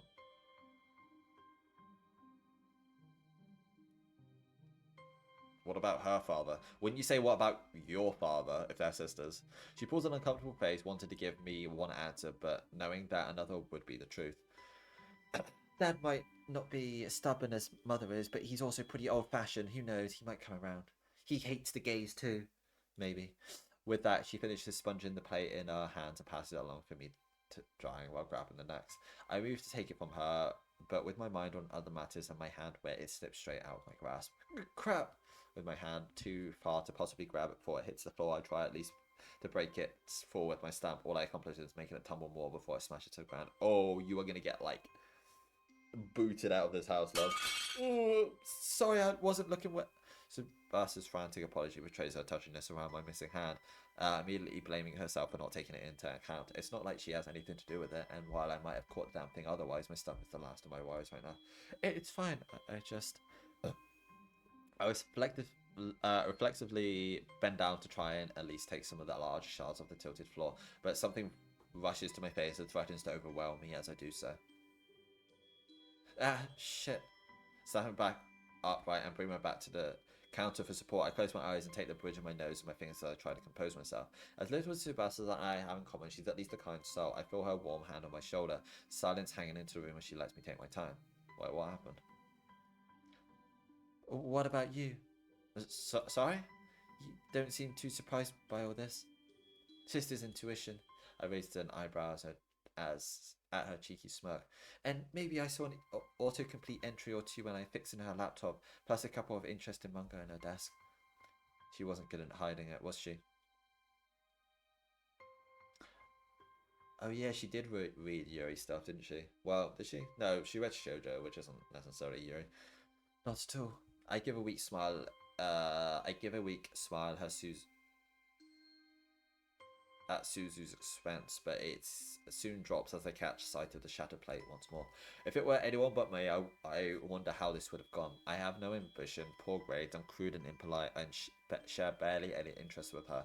Next to me is, in their eyes, a charming wonder boy who's on a straight ticket to university. Susan's mother probably had it all planned out for her, following her sister into university, pushing past her narcolepsy to get a respectable career in some academic field or another, marrying into a reasonably well-to-do family, grandchildren too, and I came and messed it all up. Miki, yeah? Don't beat yourself up, okay? None of this is your fault. I wish she wasn't as sharp as she is. Do you really think that? It's up to Susan who she's attracted to. That happened to be you. Shouldn't you be happy about that? I guess, I mean, I'm glad she likes me, and I like her. That's more like it. It's strange to see you not smiling. Go on, I'll clean this lot up and grab Nakai to help for the rest. Thanks. I give her a nod and dry my hands off on a towel before taking my leave, though Sebastian's voice from behind me catches my attention. Oh, there was one more thing. You're still a kid, you know that, right? But you're still 18, definitely. Yeah, I know. Who my sister likes is her business, but if I find out that you've hurt her, I will ruin your life in only ways an adult would know. Jesus Christ. My heart freezes. I have absolutely no sense of what she means in every... I have no doubt that she means every word she says, delivering in that chilling voice. I will end you with my death note. Wow, those are some body pillows for sure. Is that... I almost was... It's almost certainly not, but that reminds me of like Flanders, like outfit in like EOSD. Harry on the room, which is on the wall, which is funny because it looks exactly like a fucking running dude. What else we got here? Mickey. That might be the guy from Gurren Lagann, possibly. Probably not, but actually maybe those are the shades from Gurren Lagann, I think. But then the background doesn't look like it. Interesting. Susan's bedroom as the same as it always been. Bookshelves filled with a mix of girly manga, a few shelves holding various characters from shows she watched, and a number of plush animals sitting around the largely white and light pink room. A spoiled little princess quietly stumbling her way around her little luxuries. It's nice to see her sleeping so peacefully, her mind not worried about the day's events. Oh, cute. Walking over to her bed, I carefully take a seat on the side where she's sleeping. Without thinking, I reach down and brush away a stray hair on her face, disturbing her just enough to make her eyelids flutter. I try to keep my voice as low and gentle as possible, not wanting to bother her any more than I already have. Hey, you okay? She just looks at me through half-closed eyes before letting them mournfully drop to the side. I feel stupid for not knowing how to comfort her. I came up I came up here after all, but now I'm suddenly left realizing that I've never really tried emotionally supporting such a fragile person before. It's one thing to talk a guy through it, some day-to-day frustration or whatever, but quite another to be stuck together in the trenches like this. I end up stroking her head completely at a loss for what else to do. What happened afterwards? Not much, really. Just a few bits of small talk between everyone went off to do their own thing. So they hate me. Don't be like that. They were just taken off guard, that's all. Remember you kissed me out of the blue? Even I was a bit shocked, and you know how I am. Thick-headed. I give a snort in spite of myself. She's still the same old girl, that's for sure. Yeah, I deserve that. In the brief silence that follows, Susie fidgets a bit and manages to sit up, albeit slightly groggily. Oh, there's like lots of nice art here. Right. As she looks at me, her... Dude, she is going to get crushed by those thighs. Jesus Christ. As she looks at me, her eyes stare into mine. Her intentions are plain to see. Without a word, both of us lean towards each other, and she holds her blanket to her chest. Let's meet each other. It's not much more than a peck, a momentary touch before we each sit back, but it's enough. I feel a stupid grin setting on my face. The feeling of our kiss is still lingering. Susie manages to hold her composure for a scant few moments before her cheeks fill with a bright scarlet, forced to look down in embarrassment as she clenches her hand to her chest. I know it's irrational, that it makes absolutely no sense, but somehow I can't help but feel like everything will work out when I see her like this. It's a terribly strange feeling, not so much to love someone, but to be loved yourself. To know that to someone else you're the most important person in their mind, not by blood, but by choice. Maybe that's why everything feels like it'll be alright, because Susie's there, and even after all I've done, she loves me. She accepts me. Cute.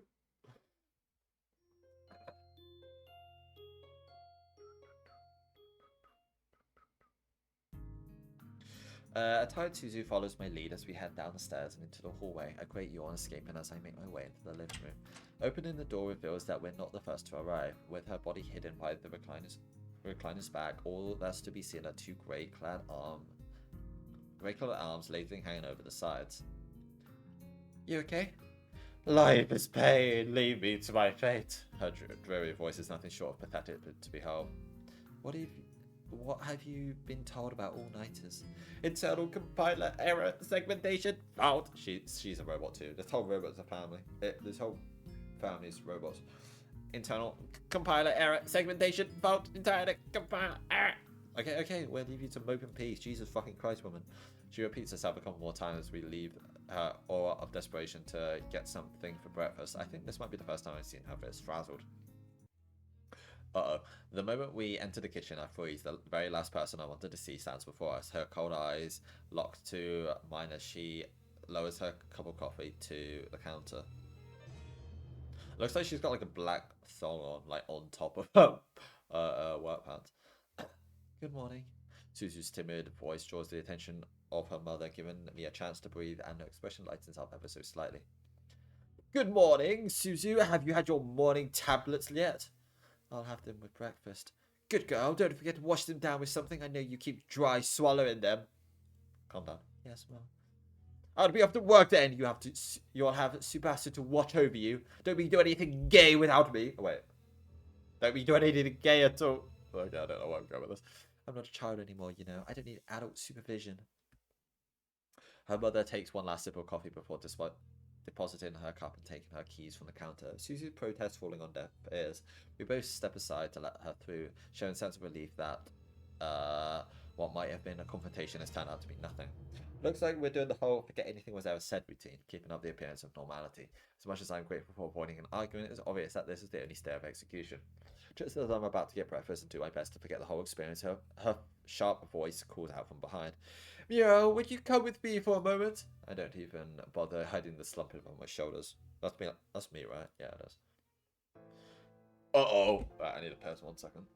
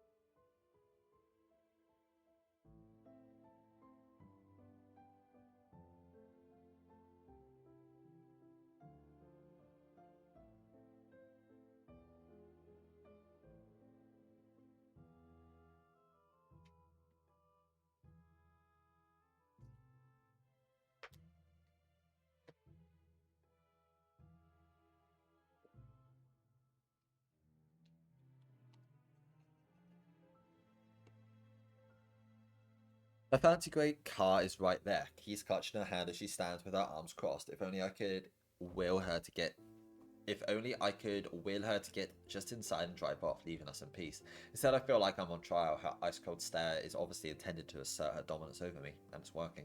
This feels more like an interrogation than any kind of cordial chat between she and her daughter's love interest. Before this goes any further, I want to make something perfectly clear to you. Yeah? Make the most of your time here. This is the last time you'll set foot in this house. After all. But I'll suggest you don't talk back to me. You should be glad you're still here at all. Jesus, she's like, wow. She's gonna like disown her daughter over this. So that's how this is going to be played. It's disappointing, of course. I like Susie's family a lot, and now they come to roundly reject even the sight of me. That said, the silver lining is that she's taken this out on me rather than Susie. At least for now, just the thought of me being the cause of her mother's being angry at her makes me feel sick, so if this is what it takes, so be it. She evidently takes my absent-mindedly rubbing of my arms as submission to her demands, pressing the key fob to disable the car alarm and beginning to get inside.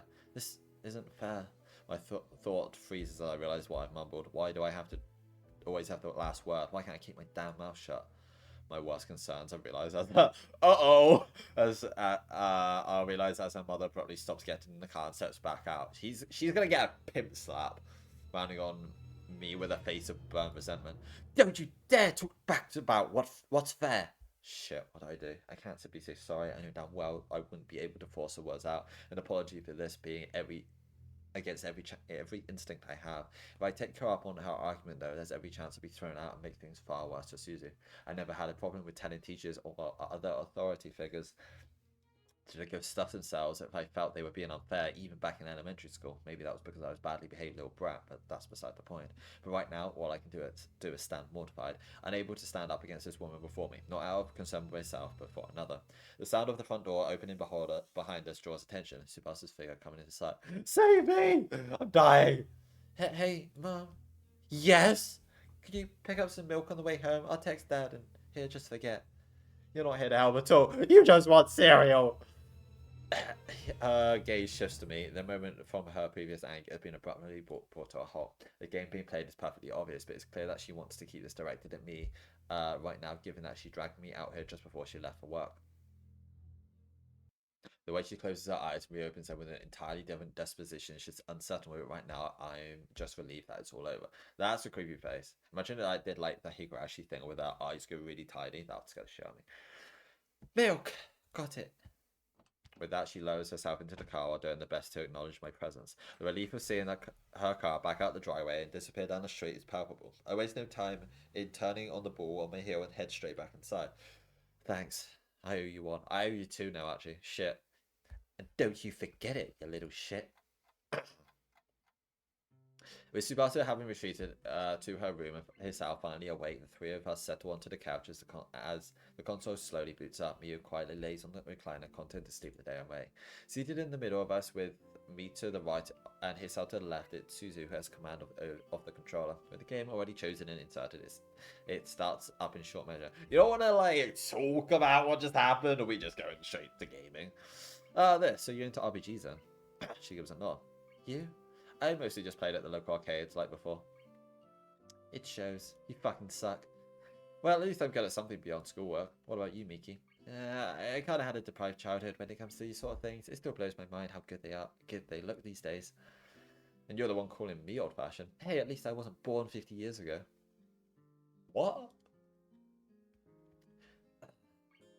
You just got stuck as a 10-year-old instead. The smart-ass comment earns her a stuck-out tongue. She finally gets past the menus and started running around the fictional school building, and once the game loads, picking up from where she left off with remarkable ease. She's playing like Yandere Sim or something. As she runs up to a girl in the game and starts some dialogue, I can't help but comment. I'm kind of curious what her type is when it comes to women, after all. I like her. Who? Her, the redhead chick. She's cool. She's kind of a bitch. Hisa, second opinion. Looks like Rin. She's hot. I'm with Miki on this one for once. So who's your favourite? Please not the handy dog movie girl. Suzu glowers at glowers. What is that word? But it isn't unexpected. I just choose the one who resembled. I just chose the one who resembled her the most after all. Oh yeah, I meant to find out her type, ended indirectly teasing her instead. Whoops. Isao just gives me a sour content to let us pick each other. So what's there to do around here anyway? Seems like a pretty nice place. There's a ridiculous number of restaurants, a museum as well. Don't forget the beach. That too. Did you pack swimwear? Yeah. Only because I reminded him at the last minute. You didn't have to mention that. As we yak away on the couch, I feel a particular smell enters the room, the kind that irritates your nose and throat just enough to demand your attention, the slightly acrid edge as it makes it unmistakable. The dog or the yeah, cigarette. Being the first to apparently catch it, I turn around to see the source. Sure enough, Suzu's sister enters with a cigarette perched in her mouth. She was so good as well, shoving the packet and lights into her hoodie pocket. The attention of the others is finally drawn as she inhales sharply and takes the cigarette from her mouth. Smoke outside, for God's sake. Blowing a thin wisp of smoke past her lips. Her gaze is at nothing in particular, she's just happy to foul up the room as she lets off steam. Bitch! Oh, you're gonna sit right in between us? Taking a break? Finished, thank God. Replacing the stick back in her mouth, she retrieves a thumb drive from her pocket and flicks it into the air before snatching it with her hand. Apparently quite pleased with herself. No, this is not sticking at all. Mum and Dad will kill you if they find out. Stitches get stitches. The smell, it'll hang around if you do that inside. Oh, she's not like a known smoker. Okay, this is weird. Wait, isn't the dad? I guess the dad's probably at work as well. The warning gives Tsubasa a pause, too flushed for a victory over her project to consider that fact. She stares at her sister for a moment before giving a displeased puff in her direction with, why would you do that? He's such a bitch. With Suzu going back into her game in response. What's all this for anyway? Uni project, I know just enough programming to keep getting stuck with a job during group assignments and projects. You're a student? Yeah, mechanical engineering. That's cool. The statement fills her with pride, her smile making the cigarette between her lips angle sharply upwards. You hear that, Suzu? I'm cool. At least someone thinks you are. Suzu just keeps tapping away at the controller, launches some loud group attack on a boss character. She really is good at shutting out discussion she's not interested in. Used to her sister's antics, Tsubasa instead turns to Hisao once more. You'd be into robots and stuff, right? Tell you what, how about you come see what we're working on? Come into my room. Seriously? That'd be okay? It isn't exactly top secret military stuff we're doing, you know. Either of you two up for it? I think I'll be fine. Nerds! Tough crowd. Get your stuff and we'll be off, Nakai. No point hanging around with these two. Sure, I'll be right out. Dude, Hisao is such a wingman in this. Holy shit. Passing by the recliner on the way, she gives Miyu a much appreciated rub on the head before leaving. For his part, Hisao jumps off the couch and goes to grab his phone and wallet from the guest room.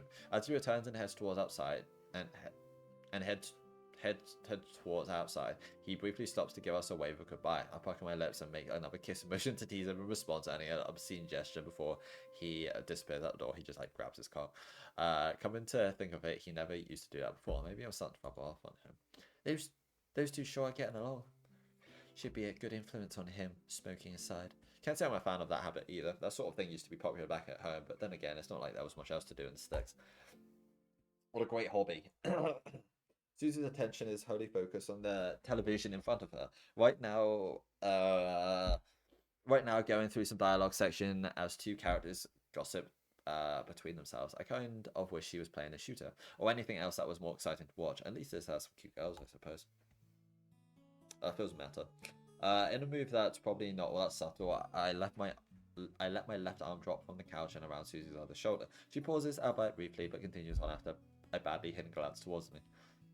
A little smile fights for its life on her face, eventually manages to eke out a fragile existence as I hold her to my side. It proves infectious with my own grin soon widening. Sorry. What's wrong? You'd prefer me to be more affectionate, wouldn't you?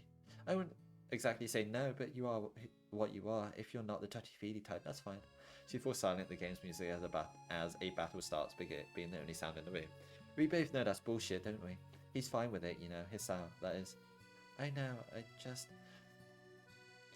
As she looks down, I become increasingly doubtful of my reasoning. I'm sure being that way inclined plays a part, but even if she liked men, her distrust of others would still be there.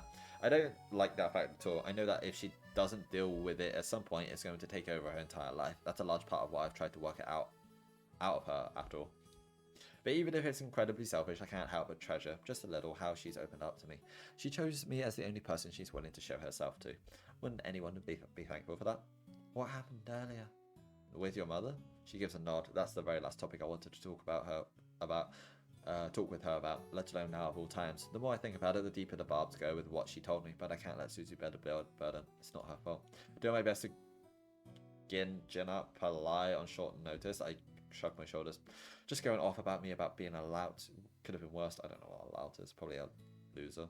Freeloader or something. Susie glances at me, but she seems to take the statement at face value as she goes back to her game.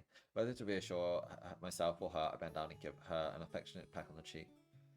Her reaction isn't quite what I expected, with her fingers slipping off the buttons on the joystick, and she looks up to me with a hopeful yet yelling expression. It takes some effort for her to maintain eye contact first, and forcing herself to look me in the eyes. My heart skips a bit as I begin to lean in, my last sight being of her rosy cheeks and delicate lips before I close my eyes. And so I press my lips to those of Susie, the controller falling to the floor with a thud. As we kiss, my lust finally begins to get the better of me, and I push my tongue forward past my own lips before pushing into Susie's. Susie's body jerks forward as I make the move, but her hesitation soon melts as she responds in kind, her tongue moving around inside my mouth and pressing against my own tongue. She doesn't seem to really know what to do with it, her innocence only spurring to excite me even more. I'm guessing there's going to be like a harsh transition in a second from the H scene. I just thought her controller lies on the floor, forgotten as her hands hold me, one on my side and one to my other cheek. The two of us part with almost identical timing, our faces flushed and breathing heavy. I can feel my heart tighten as I look at her face. The way her eyes look up at my own, loose hairs hanging as she pants in excitement through those slightly open lips, entirely too taken with the situation to bother trying to compose herself. It's surprising how little it takes to make her completely flustered and all the more endearing. I push myself on her once more, the two of us making out without a care for the outside world. I didn't think someone like her would find this sort of thing fun, but then again, it isn't the first time she surprised me. Imagine it how like father's still there. He's just like sitting in the corner like not realizing that he's there. My hand on her waist slips downward, taking in the feeling of rubbing her leg, and it slowly moves around along her thigh. I attempted to state my lust by rubbing up and down her thigh. It only makes me more excited, so does the weak whimper escape from my mouth. I want her, I want all of her, I want to take this girl for myself. Not content with a cute layer. Okay, we're gonna... Okay, so she's gonna think of her. Let's be real. Yeah, okay. We can imply what's going on here. I'm guessing this just like maybe just cuts the scene. Okay, never mind, we're good. Susie's body is completely frozen, one hand on the couch supporting her body, the other raised defensively in front of her as she leans back. Her eyes flit to mine and then away, unable to keep contact for more than a second. I open my mouth to speak, but once again I find myself unable to find words. All I can do is frantically stuff down my desire, and can you put down the bloody death note? Jesus Christ, we're making out. Holy shit. Stuff down my desire as I try to work out how to settle the panicked rabbit before me. Sorry, I did mean to, but yeah, didn't what? There were lots of things I didn't do. While she obviously was content with making out, I let myself become consumed by my libido, pushing myself on her without word. She'd never done this before, and how tends to skirt the mere mention of anything remotely sexual in conversation. I tried to force a grin to lighten the mood, but as I do, I noticed the telltale signs that doing so will be entirely pointless. Sure enough, the muscles in Susie... Awkward! Cucked by her sleepiness, her sleep paralysis shit. God damn it. That'd be so weird if she like went through with it and she's just fingering her, then she just goes limp and it's like, oh, let's just move her over there. Sure enough, the muscles in Susie's face relax and her eyelids close, her arm buckling soon after. Suddenly limp as a rag, she flops backwards onto the couch like a lifeless doll, one arm over her stomach and the other haphazardly drops over the side. Well, that's that. I let my head droop in defeat, looking at her unconscious body for a while before picking up the long-forgotten controller. As if to make the situation as awkward as possible, the dog decides now it's the best time to start snoring loudly, reminding her of his presence. The dog was there. Close enough. Sitting the thing in my lap is in practice fashion. I use my stump to carefully move the left stick and operate the buttons with my right hand, managing to eventually save the game. As it writes to the memory card, a movement from memory card. God damn, is this the PS2 or something? Movement from the corner of my eye draws my eyes from the television. With her muscle control returned, Suzu brings her arm over her face, holding her eyes underneath. She doesn't say a word nor makes any other movement. I didn't touch you, I swear! I swear! Bereft of anything to say that could make the mood any better, I decided to avoid the topic completely. Mind if I choose the next game? Do as you want. Having settled in for the night, Susie lies at the end of the bed in her stomach watching TV. The small flat screen perched on a low dresser at the end of the room is unsurprisingly tuned to some late night animated series. It's kind of cute how she gets so taken with whatever she's doing. Totally felt that room? Yeah, it's a bit much. From studying to games, she really does take everything in her life seriously. I like the body pillows though. They never don't take a shower. Yeah, it's a girl. I mean, does that change the thing? I don't know. Maybe she not. As maybe she's like Tomoko from Watamote. She's just like fucking gross. As for me, I just lay on my back with my head propped up on the bed head, arms bent back, providing a makeshift cushion for my head. The show's interesting enough to hold my attention, even if it is a bit artsy for my liking. She's watching like avant-garde anime from the 80s. Nice. Aren't you tired? It's getting pretty late. I'm always fucking tired. If you want to sleep, I can just record it. That's not what I'm asking. I'm fine. Annoyed with her brushing off my concern for her, I read out with my foot and poke Susie's butt with my big toe. I kicked her off the bed. Her reaction is both immediate and startling. A loud sound coming from her that could be best described as squeak as she suddenly lunges forward and topples off the bed as she twists and scrambles around for a handhold. The ordeal ends up with a thud as she crashes onto the floor. But she really did. She just kicked her off the bed. The thud is afterwards, making me more than a little concerned. Hey, Susie, you okay down there? The top half of her head slowly rises from beneath. From behind the end of the bed, her annoyed eye. I thought she was like lying on her stomach, like watching anime or something, and then she just like gets kicked off. Her annoyed eye is just visible as she glares at me from over the sheets. I just smile. Come on, don't be like that. My remark only serves to make Suzu furrow her brow even further. I guess she really is mad. I doubt it's from my poking her, though. Her reaction was completely out of proportion, making me think that she had something else on her mind. Without her having told me what's bothering her, all I can do is take a wild stab at her. Look, I'm sorry about what happened earlier. I didn't mean to come onto you like that fast. The side of my mouth twitches as I hope I've latched onto the right problem, but with her sign shows that I've missed the mark.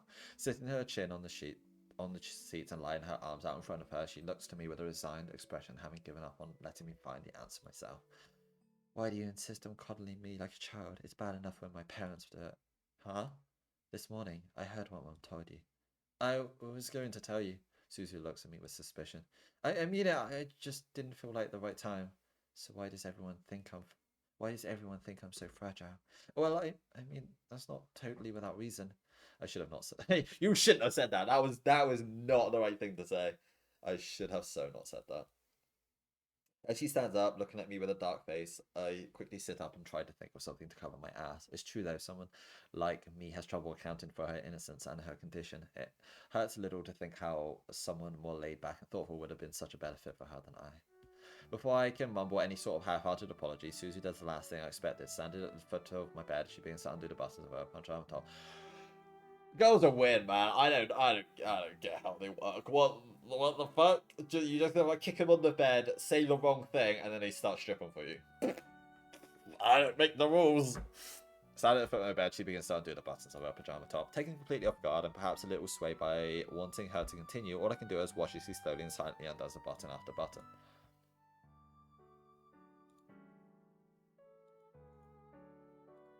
Okay, it's not gonna work, am I? You saw that, like, literally. Upon unfastening the lash, she shrugged off her top and let it drop to the ground, revealing her petite breasts. My heart is practically in my mouth. Her stripping evidently not finished as she wipes off the pajama bottoms with her panties. With every inch of her bed before me, she stands simply with her arms hanging around my side. Despite her blushing, she looks to me with an expression of disapproval, if it is silent to scold me. I forgot that this like in the other game, if you turn page content off, it will just be like this weird like shrimp fried rice sort of like scene or like image, and I thought it just skipped the whole scene, but it doesn't. It still lets you like read through it, but it doesn't show you anything. But I'm probably not gonna read all of this if this gets very spicy. Are you playing hentai? Sort of. But I have sexual content off, so they are. She is stripping at the moment on the screen, but you know. This is the same girl who had a cataplexy attack when I tried to come onto her. I've seen her body before. In showers and changing rooms. See, she does shower. Laughing, she does shower. And changing rooms, but she has an essence of eroticism around her that she has never been before. Suzu, you want to do this with me, right? All I can do is go up knowing the way she is. It's totally impossible that she's ever done this before. Dude, fucking Zen smelt the hentai. As soon as the sex scene started, he's like, where is it? I smell it. There it is. And he comes onto stream. I'm more a visual type of person. I tried to, but it didn't work. I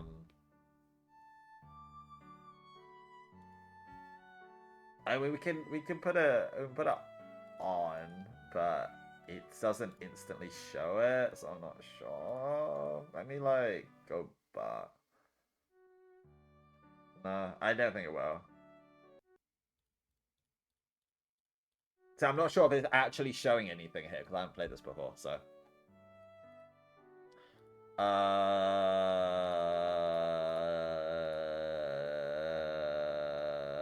as the seconds tick by, I begin to notice the cracks at.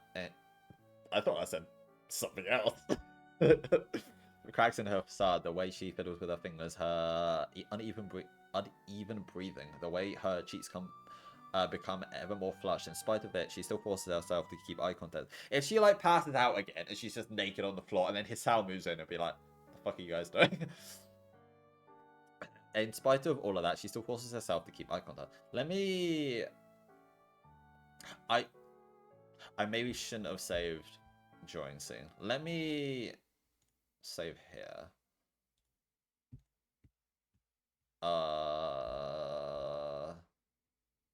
Let me reload the game. This is seeming very desperate. I'm doing it for you, mate.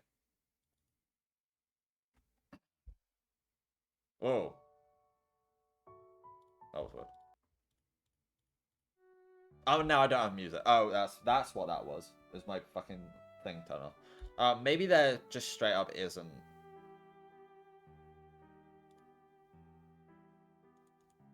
There might just not be anything for this scene.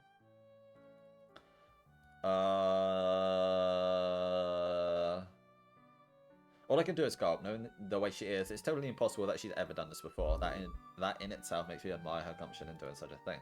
As the seconds tick by, I begin to notice the cracks in her facade. The way she fiddles with her fingers, her uneven breathing. Wait, I must have missed something. I didn't read that. Oh my god, let me read it. Oh, fuck's sake. If you're not ready, I don't want to. I am ready. I want to do this with you, Miki. That's what her face reminds me of. A petulant child annoyed that her latest... Don't imagine that while you're trying to romance her. Jesus Christ. Annoyed that her latest petty wish isn't being obeyed. A smile spreads across my face as I realize that she's acting just the way she always does. Susan's a spoiled child after all. Always has been. That's not necessarily a bad thing, though. It's what is given such a pig-headed nature after all. That's what makes me sure that Suzu isn't just offering herself up to me. She wouldn't push herself so hard if she didn't want to do this. And even if she may be more modest than I about her body, that doesn't mean she lacks her own desire for sex. I surely played on her mind before. What are you smiling about? We really need to lighten up, you know that? She flowers into a full blush as the facade falls, looking a way to hide her embarrassment for taking this so seriously compared to me. I take the opportunity to take my own clothes off. Her interest peaked at my tank top comes off and gets thrown on the floor. She has trouble avoiding staring at my breasts as I walk off my shorts and my panties, following both onto the floor in short measure. I can't help but imagine how I'd be run out of the house if her parents discovered us. They'd be like, yeah, for real. She's like, honey, I'm home. But I guess they are home actually, because this is like at night time. This is a bit weird. Indulging, they got scissor very quietly, indulging in the very last thing they'd want me to do with their precious daughter. Here we are, though, taking in the sight of each other's bodies. You beautiful, Susie. The words are as sincere as could be. Her smooth, lithe body is a harsh contrast to my own. Her complexion pale compared to my tan skin. She is not especially curvaceous. What a word that is.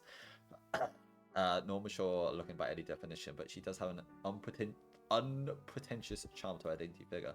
Not that I'm ignorant of what Suzu sees in me, I suppose I should acknowledge the bonuses of puberty as well as the minuses, as having a body I like looking at is always a pleasure. I reach out to the bashful girl, begging her to join me. She promptly does, clambering onto the bed and presses her lips on my eyelid in the most brief of kisses. It's not her kiss that sets me aflutter though, rather the way she reaches out and brings her hand under my cheek, brushing it with her fingers. The love in her eyes is unmistakable, leaving me utterly speechless. I've never seen someone look at me like this before. I must have a really dumb smile on my face with a wonderful warmth flowing from me. All I can do is stroke her hair in response. I love you, Miki. I know. I know, Giga-chan. I tried to grin and play it off, but she's making it obvious that she wants me to say those words. Susie really got me wrapped up around her little finger to make me the bashful one. I'm just waiting for it to like cut to like a scene of them fucking.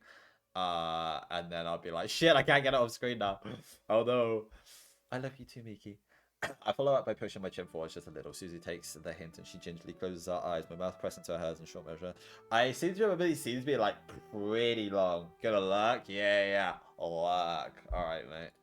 An affectionate peck is followed by a much more adult kiss. Our desire for each other being indulged. She moves to pull her face away, but I gently bite her lip before going on to press hers to mine once more. Only when I have my feel do I when I've had my feel, her face flushing and breathing heavily. Miki. It's obviously that there's no going back now. As she looks to me with those dreamy eyes, I bring my hand to her side and guide her to my lap.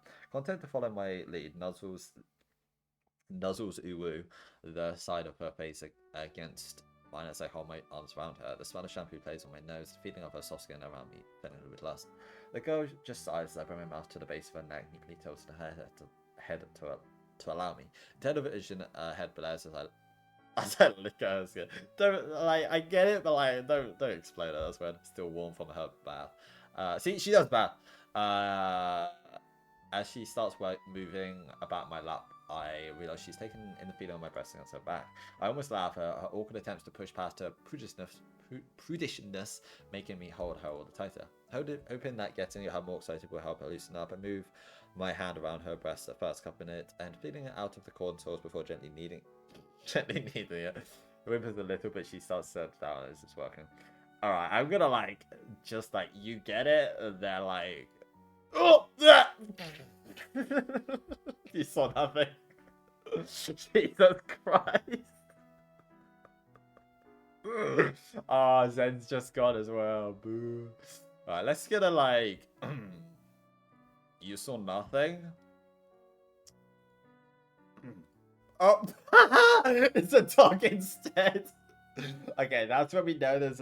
So it was just black that whole screen. I feel like if it was a proper game, it would not. That's funny.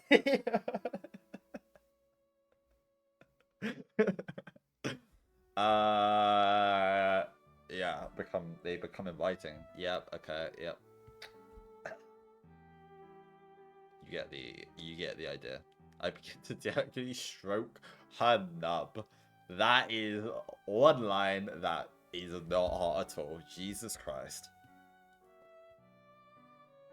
Okay, Laughing, do you want me to stroke your nub?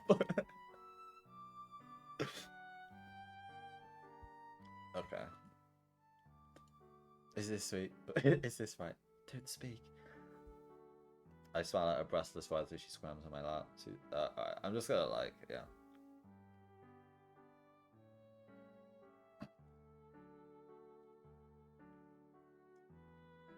This is almost worse when I'm just silent, isn't it? My hand's up here, I promise. Yeah. Oh, she's down. That didn't take long.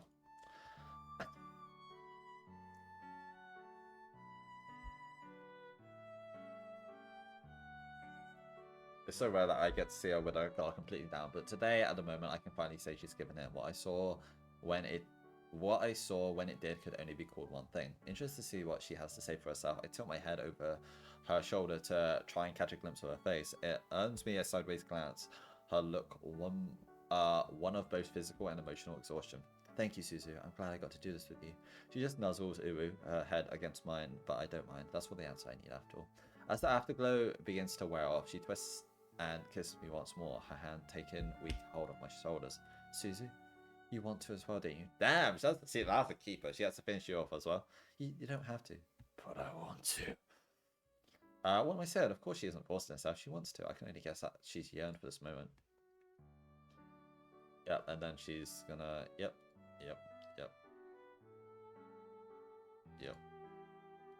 Is this wrong? I'm just thinking how curious you look. If it was nice, Suzu, you shouldn't worry so much. Press the lips to my breast as a parting goodbye. The fuck? This language is weird.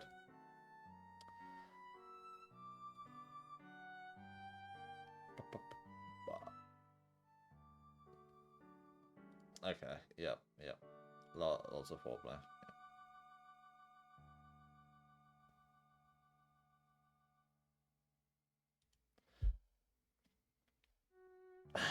Her fingers have become abruptly adventurous as she burrows two inside of me.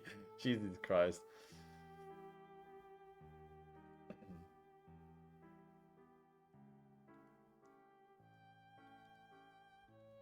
Okay, yeah, okay, yeah, she's coming. Okay, let's move on. We did it, boys. With Hisao, Suzu, and I lazing around the living room while watching a movie, a pleasant sense of routine has come over the Suzuki household. While things have improved slightly from the heavy stuff around my arrival, it'd be a lie to say everything's back to normality. Now that the dust has settled, it seems her parents are simply ignoring my existence before I'm out of their hair for good. Questions such as whether I deserve that treatment or not are irrelevant now. I've never been one to ponder how the world isn't or how it should be, only how it is. As she's just leaving the door, she should have said, I burrowed two inside of your daughter, and then run off. Hisao's interest is what's playing. Hisao's interest is what's playing is about as low as it could be while still being polite. His attention more on patting the sleeping dog in his lap than anything else. Having no such worries, I loudly begin to snore. He really is a G in this. Like, he didn't even walk in on us or anything. Be quiet. Her placid face holds, holding her knees to her chest as she watches the television ahead of us with total concentration. I don't even see the appeal of it. Sure, she likes romantic shows as the usual sappy crap, but this is the most delightfully boring show she's inflicted on me. Set in Victorian England, it seems to be about some fancy estate this rich woman wants to keep. I think anyway, it's gone on so long that I've started to lose track. Hisao, what's the appeal in this? He's just shy, content to relax in the recliner with his new furry friend. Don't ask me. Suzu, it's a nice setting. The houses and outfits are pretty too. No, it's just so weird. As much as I like to complain further, I did get my choice of movie before this, so I guess she has to have her turn. Accepting my fate and doing my best to avoid falling asleep before I enter, a familiar smell enters the room.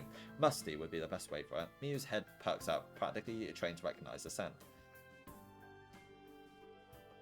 Sure enough, Tsubasa strolls into the room with a cigarette perched in her mouth. She takes a hold of her shoulder before rolling her arm about its socket and trying to free up the joint. You're not old yet. I sure feel like it. She grabs her neck next, tilting her head from side to side. University sure seems to take its toll on her. You shouldn't do that inside. Mom and Dad will kill you if they find out. And it's fucking gross. Snitches get stitches. I mean smell. It sticks around. What did I just fucking say? Tsubasa looks a little surprised at her sister's looking out for her. She really should just kick the habit already. She takes the cigarette from her lips and gives it a haughty puff, her focus moving from her sister to the television as dramatic music suddenly plays. Perhaps the only interesting thing in the movie happens with a bookcase falling on some guy. Ouch. Anyways, I'm taking the dog for a walk. You kiddos want to come? Fucking Christ. Imagine he just showed up whilst they were getting it on with his stupid fucking rat face. That would have been hilarious. Miyu catches the key word, excitedly leaping off Hisao and tearing up to Tsubasa with its tail flicking it wildly. Tearing it up. I don't know. With Suzu's attention remaining wholly on what's happening on the screen, she doesn't notice the pointed way her sister locks eyes with her. Wanted to escape the house and get some sun anyway. I shot her a step. Sure. It's over. Huh? I told around to see this television once more. The credits have finally begun to scroll. Thank God, how bloody long was that thing? That's only episode 2. We're watching the whole series today. It was only 2 hours. Can you really not sit in one place for that long? Jesus Christ. I mean, fair enough. Can you two stop picking on each other? I'm about to go. Miyu started running around the room in anticipation, her lead trailing behind her. Coming. I'll come too. As Suzu looks at me, I find myself slightly pleased at her eagerness. She isn't the type to enjoy going outside and getting exercise for its own sake, after all. With our lead, does the dog need to be in the frame? Jesus Christ, we get it. We're walking the dog. With Hisao decided the allure of Suzu's game collection was greater than his want to take a walk with us. She, her sister, and I ended up making a misshapen trio as we walk along the sun-baked street. Suzu takes command of Mia as the dog stops every so often to sniff at this or that, while her sister smokes away with her hands in her pockets. As for me, I continue my reading of a manga I scavenged from her room. Hey Suzu, why do you like this stuff?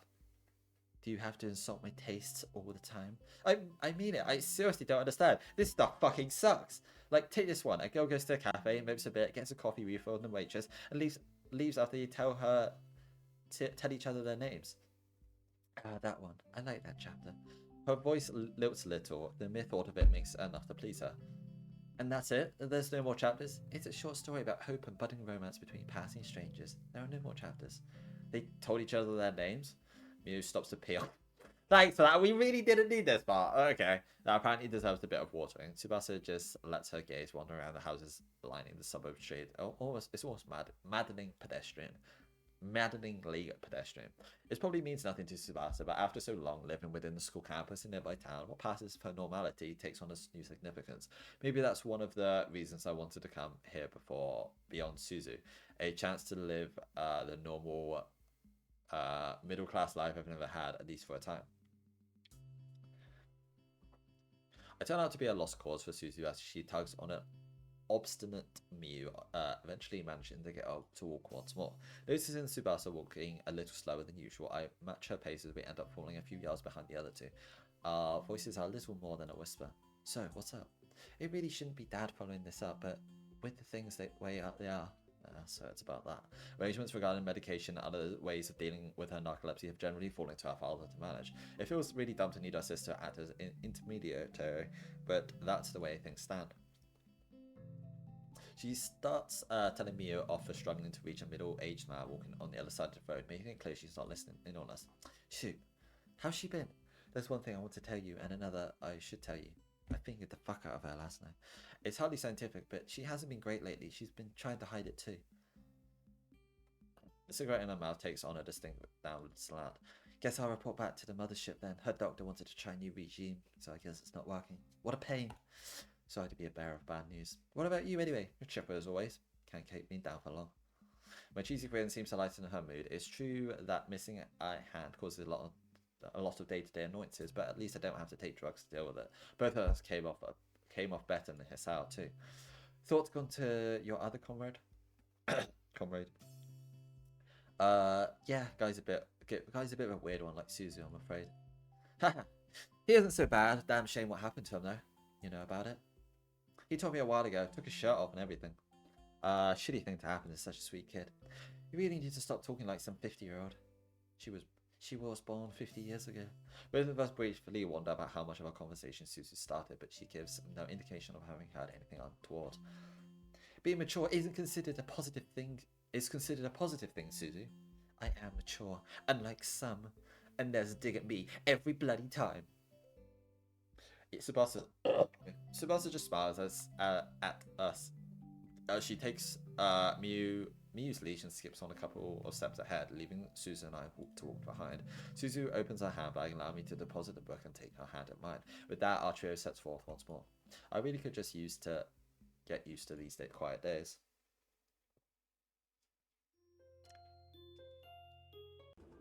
With the last day at Suzu's house finally having arrived, there was little doubt on how to spend it. Thankfully, the trip to the beach is a short one from Suzu's house, as she and I squeezed into the backseat of her sister's car along with our stuff and his style in the front. Tsubasa just taps away at the wheel as she drives her homely hoodie, thankfully shirked in favour of a light, airy shirt. Everyone got everything? I'm not turning back, you know. Yes, Mum. I looked at Suzu, her gaze directed at the car window. While she went put on her usual stoic act. It's obvious that the whole affair around her parents has taken its toll on Suzu. If nothing else, at least the trip might make her take mind off things. Dude, so can she not like swim or anything? Because she's in the water and she has a narcolepsy attack. She's like gonna drown if no one's around. Not taking a swimsuit, Tsubasa? Come to think of it, Hisao slipped into using her first name in the first few days. I barely even noticed the change. He did that like the first thing he said to her. You sound disappointed. Wow. He's not the only one disappointed, you know. Not much for swimming, I'm afraid. Just here to call off from uni for a bit. All you ever think about is university work. That's what uni's like, Suzu. Someday you're going to have to go through all this too. Planning on following your sisters into engineering? What? Fuck no. It's not that bad. I kind of want to jump into the conversation, but there's not much I can really say. As far as my mind goes, the end of Yamako is a full stop. A period at the end of a sentence. I don't have the grades nor work ethic to make it very far. Suzu just stays quiet, with Hisao and Tsubasa ending up talking between themselves, with Hisao proving a willing audience. Tsubasa tends to talk casually around this aspect of her work and with him, occasionally wandering into other aspects of her life almost accidentally. It's charming, for lack of a better term. Hard to tell if she's just using him as a scratchy post or genuinely thinks fondly of him, but they seem to enjoy each other's company nonetheless. It all makes me wonder how they, or any other watching us, would see the relationship between Susan and I. The question plays on my mind for the rest of the journey. It takes a bit of a scan to find where Tsubasa set up the umbrella, towel and bags, given the multitude of similar little areas set up around the beach's expanse. Looks like it's a pretty busy day thanks to good weather and summer holidays. Parents try their best to lather their kids with sunscreen before they race off to build sandcastles and run about. A few guys have set up a beach volleyball arena and the teenage girls occupy themselves with working on their talents. I suppose I'm already covered there. Jesus Christ. It's Hisao who helps you find the modest camp, having already changed as he stands by it and keeping a watch for us. Tsubasa becomes visibly just past as I walk up, leaning back on the towel with his eyes closed as smoke wafts upwards from her cigarette. So this is home base. As Hisao nods, oh, there's the fucking scar here. His gaze opens downwards from my head. I wouldn't mind it if it's settled on my bust, given that he's a guy, especially given the black bikini showing them pretty well, but it's another part of me that he finds trouble with. You don't need to stare, dude. She just got her, like... Nothing. Never mind. Sorry. Well, it's not like I don't know why. You haven't seen my stump without the bandages before. Oh, it's just that. I thought she was, like, looking at her, you know, panties. Why do you wear them, though? I can't see any injuries. Looks cool. That's it. Isn't that good enough reason? It's an improvement over a bare stump. I shouldn't be too hard on him, assuming I'd done something to myself is reasonable enough. Even if he might still be unconvinced, I'm sure the bandage look is definitely cooler. As his eyes move off my stump and passed over the rest of my body, it's obvious he has more than a passing interest. The stump might be new, but have you seen a girl before? You have seen a girl before, right? I was just thinking of how that exercise sure pays off. Can you crush me with those thighs? I give a grin and move my hips from side to side, but even as he tries to appear nonplussed, his cheeks come that little bit rosier. He can be a real prude sometimes. You're not half bad yourself, you know. Why are you hitting on him? You've got your girl to the side of you. Jesus Christ. Aside from the scar. Come on, it's just a lie. Nobody seriously cares about that. Something, or more likely someone, catches Hisao's attention as he leans sideways to look past me and waves. Oh, hey, Suzu. Sheesh, let's go. I turn to greet the girl dressed in her usual blue and white striped two-piece, but she passes me as soon as I do. Without so much as a word nor glance of her eyes, she walks straight past the both of us and heads for the water. Hey, Suzu, you're gonna drown! He doesn't respond to my voice or waving, putting me off more than a little. Get the feeling she's not happy. Oh, I get the feeling she's not happy. Is that a rhetorical question? You obviously pissed her off. Huh? How? It's not that hard to see why. You're being kind of flirty. See, I told you! You shouldn't do that! We were just talking. No, you weren't. He's right, you know. Tsubasa doesn't even bother to open her eyes as she gives her input, content to expand a little energy today as possible. Compliment her swimsuit. Jesus Christ. Alright, fine. I'll go pick her up. Jesus Christ! I knew that was going to be like the scenario between them, but holy fuck, she looks so small. I trudge back to camp with my... Jesus Christ, she really is going to crush her head with her thighs. Fucking hell. I trudge back to camp with my mission accomplished. Suzu's body held right under my arm. She kicks and struggles a little, but more so out of obligation than any real attempt to work herself free. Not that she probably could anyways. Put me down, please. Later. Now. As we reach the two waiting for us, Suzu's protestations give Tsubasa enough reason to finally open her eyes and stare at us. Hisao's expression betrays that he at least had to expected something like this. I'm not a kid. I said put me down. Why are you being so aggressive all of a sudden? You don't usually complain when I manhandle you. I'm going to have an attack if you keep this up. Good, I'll make you easier to carry. Jeez, she literally She-Hulk. I know, right? The smile on my face makes her finally give up, her head drooping in defeat. Just put her down, you're making a scene. Oh yeah, we're on a public beach. Looking around affirms that fact, with a few people around us distracted by what's going on. This is like the best art in the whole game, and it's probably not original. It's probably taken from somewhere, but I don't recognize it, so it's good enough for me. Also, her hair changed, actually, whole face changed, I think. Yeah, her whole art style changed. So it's good though. Content that I've had my fun. I do as she asks and set her back on her feet. I still don't think that she was being that reasonable about being Hisao, but I at least think this took her mind off her. Yeah, I mean, she shouldn't have said it, but she is like that kind of like sassy kind of girl. Like it obviously wasn't intended as actual flirting. She's just being a bit smug and stuff, but like you gotta take the other person's like into consideration as well.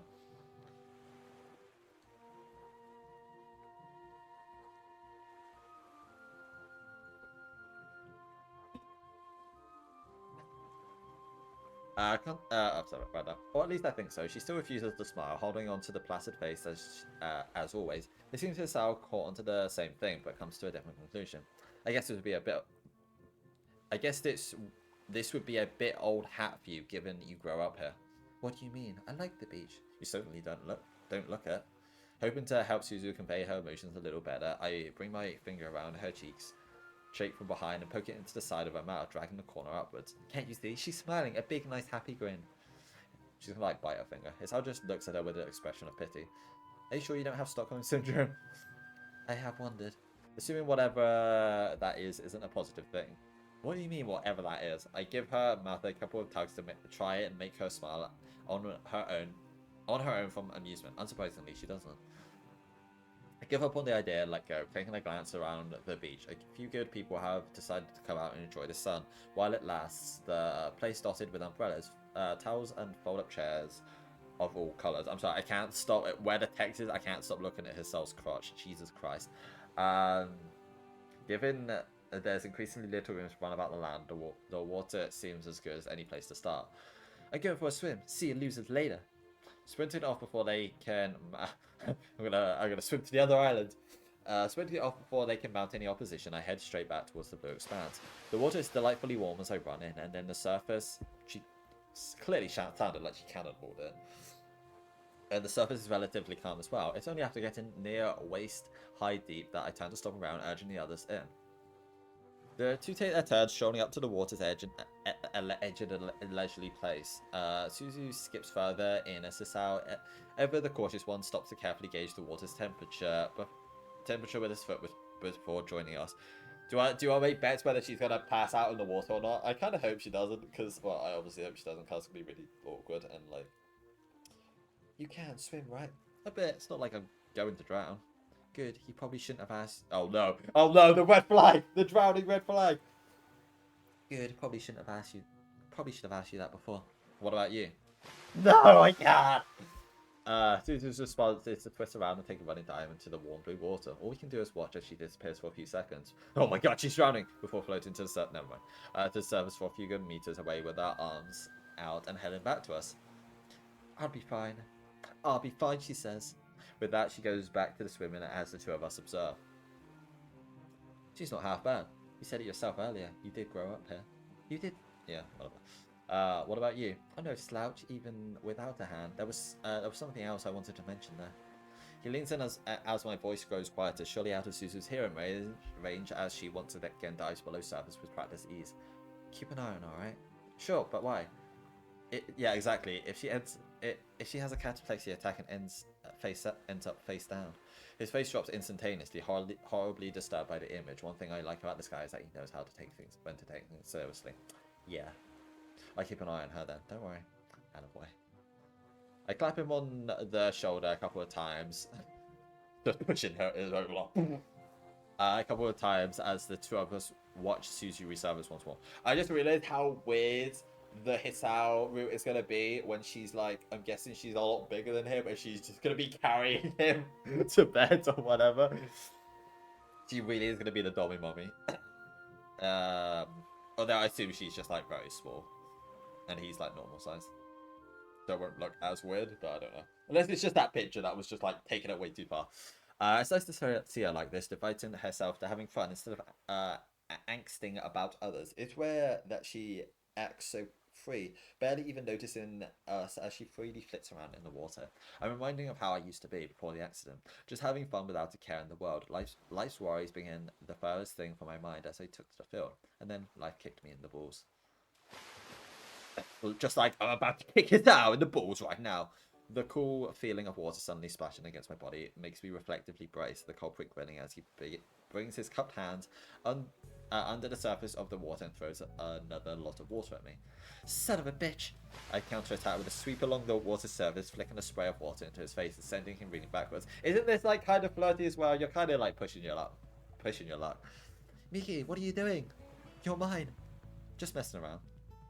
Hey, order race, that swimming dock out there, make a good goal. I point to the fairly large platform. Are you asking Miki or Hisao this? I point to the fairly large platform floating a good distance out from where we are now. With nobody between it and us, it should be a clear run. Evidently agreeing after taking a look, she swims towards us and wades up to the final few feet. Suzu's body might not have the same kind of athletic build as mine, but she isn't half bad looking as she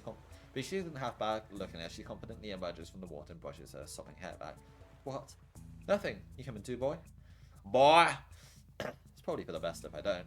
He makes an awkward face with his heart where this thumb pointed to his chest. Pussy! I probably should have remembered that. So, out to the platform and back to Hisao. Oh, I have a bad feeling that, like, she's going to be way ahead. Like, she's going to get, like, halfway to wherever they're swimming to.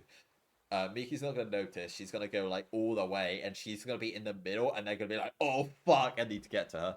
And then, like, Hisao will have a heart attack, and they're both drowning. Sure, give us a countdown, will you? Alright, get ready. The two of us turn and orient themselves towards the objective. I think I have an okay chance at this, given how she lays around the school. I'm only saying this because the happy music stopped, and I think it's going to turn sinister in a second. Never mind, we might be okay. And go. We swing forward simultaneously, each of us off to a good start as the water washes over my body. Suzu might have the advantage in technique, but I have brute force, pushing myself onwards with my somewhat hobbled freestyle. My arms pulling me forward with every stroke. I can feel that yards rapidly disappearing. Comfortable with my pace, I take a moment to slip underwater and see Suzu's efforts. The sight I see is just as I'd hoped for. Have you ever been able to, like, see underwater, like open your eyes underwater and swim? I've never been able to do that. Not that I've been swimming for like 10 years, but I can never do that as a kid.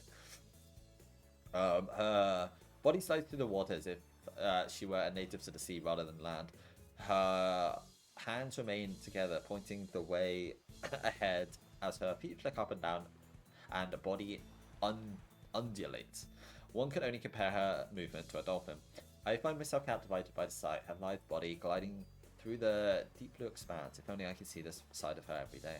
As she passes, I stop my gawk and I begin racing again in earnest. I can feel every muscle in my body working away as I punch through the water, reefing myself towards the platform with every ounce of strength I have. I close my eyes and hammer forward, throwing myself the last few yards towards the goal.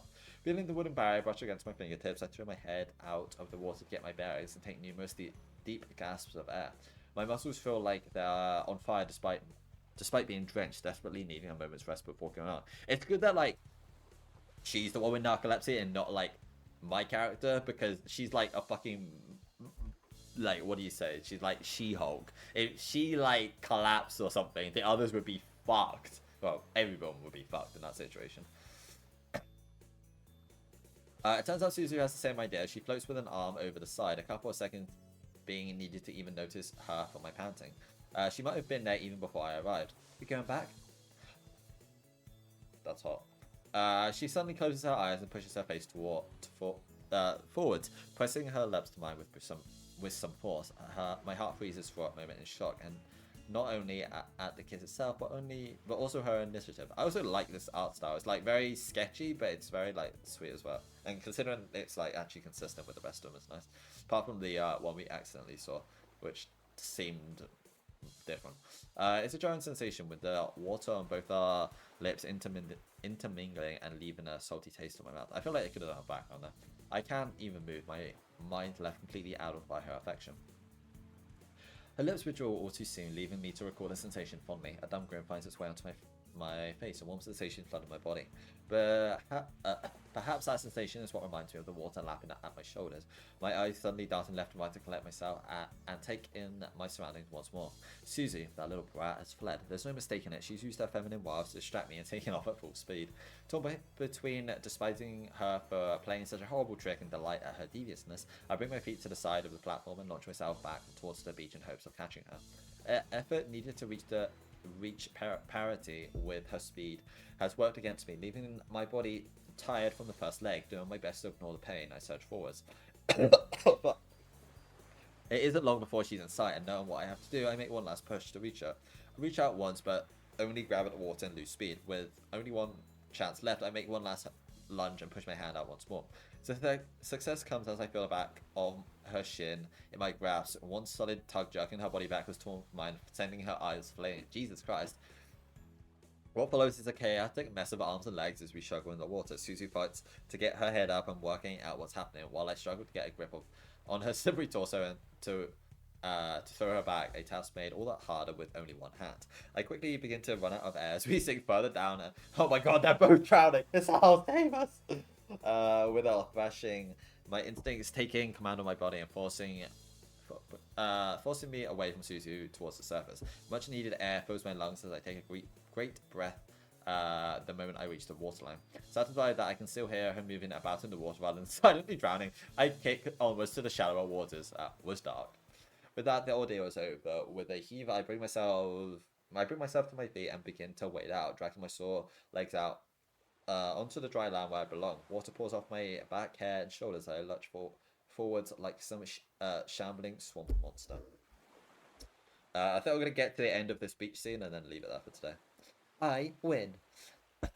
Sal doesn't comment as they drop to my knees, my upper body soon following as I flop to the ground in exhaustion. Sam pressed against my cheek and lips, but I don't care. I'm on sweet, sweet land, and that's all that matters. I hear the splash of Suzu coming up. She didn't drown, let's go! Coming out of the water behind me. I want to gloat, but I'm too tired to do anything right now. You okay, Suzu? I wait for Suzu's answer with none forthcoming as I hear footsteps slowly coming closer. Ugh! Suzu gives a surprisingly firm stomp to my back, sending me into the choking fit as she huffs and continues on to where her sister's sitting. It's his house footsteps that I now hear coming from beside me, but thankfully no abuse from him is forthcoming. Was it worth it? Yeah, totally. I do my best to sound convincing, but I don't think I quite manage it. Pardon me. But Suzu and I too pooped to mess around. I'm pooped. We're pooped, Suzu. To mess around much more, his has gone to explore around the edge of the beach while I grab a few drinks from the nearby vending machines. With my left arm holding the small juice boxes, the walk back to home camp begins. There's something cathartic about heavy exercise, and doubly so when you do it with a friend. With my energy worked out from me and pleasant atmosphere in the air, as the others on the beach fall around, I can say it's a pretty good day. I stop momentarily to avoid bumping into a young boy running across my path, giving a reflective smile as I do so. Tsubasa, actually, he's got a different. No, wait, does she have a different outfit on? No, probably not. Looking back up, I see Susie and Tsubasa ahead, sitting and talking to one another. Tsubasa sees her casually with her hands on the ground behind her, and Suzu holds her knees to her chest. I almost start moving towards them again, but stop as I faintly overhear the topic of conversation. They put you up to this, didn't they? Up to what? Don't play stupid, chaperoning us, keeping an eye on us, on me and Miki. The thought hadn't even entered my mind. Yeah, me neither, to be honest. That's kind of shit, though. But it does make sense. Tsubasa's reluctant pause in answering all but confirms the idea. Well, it's not like I didn't want to come anyways. I did need a break, just as I said. And, like, she had to drive us, right? Like, I assume the three of us can't drive. Suzu's shoulders slump in disappointment. Don't worry about Mum and Dad. I'll sort them out. But hey, I'll sort it out. Her tone is as authoritative as it is final, bringing an end to the lighter discussion. I want to jump in and lighten things up, but the mood is terribly dour. Dour? Sour? I don't know. Subaka, is dour a word? I'm guessing it is, but there's some spelling mistakes in this. Dour. Relentlessly severe, stern, or gloomy. Oh, okay, fair enough. Tsubasa thankfully relents, rubbing Susie's shoulders a little. Don't be like that. You're having fun, aren't you? She nods, which gives me a little sigh of relief. You've got to see Miu again, and your dear sister. Just in the last few months, you got a romantic partner too, and another friend. As far as I can see, things are working out pretty well for you. She looks to Susie to see how see how her assurances have gone down. Hey, Subasa.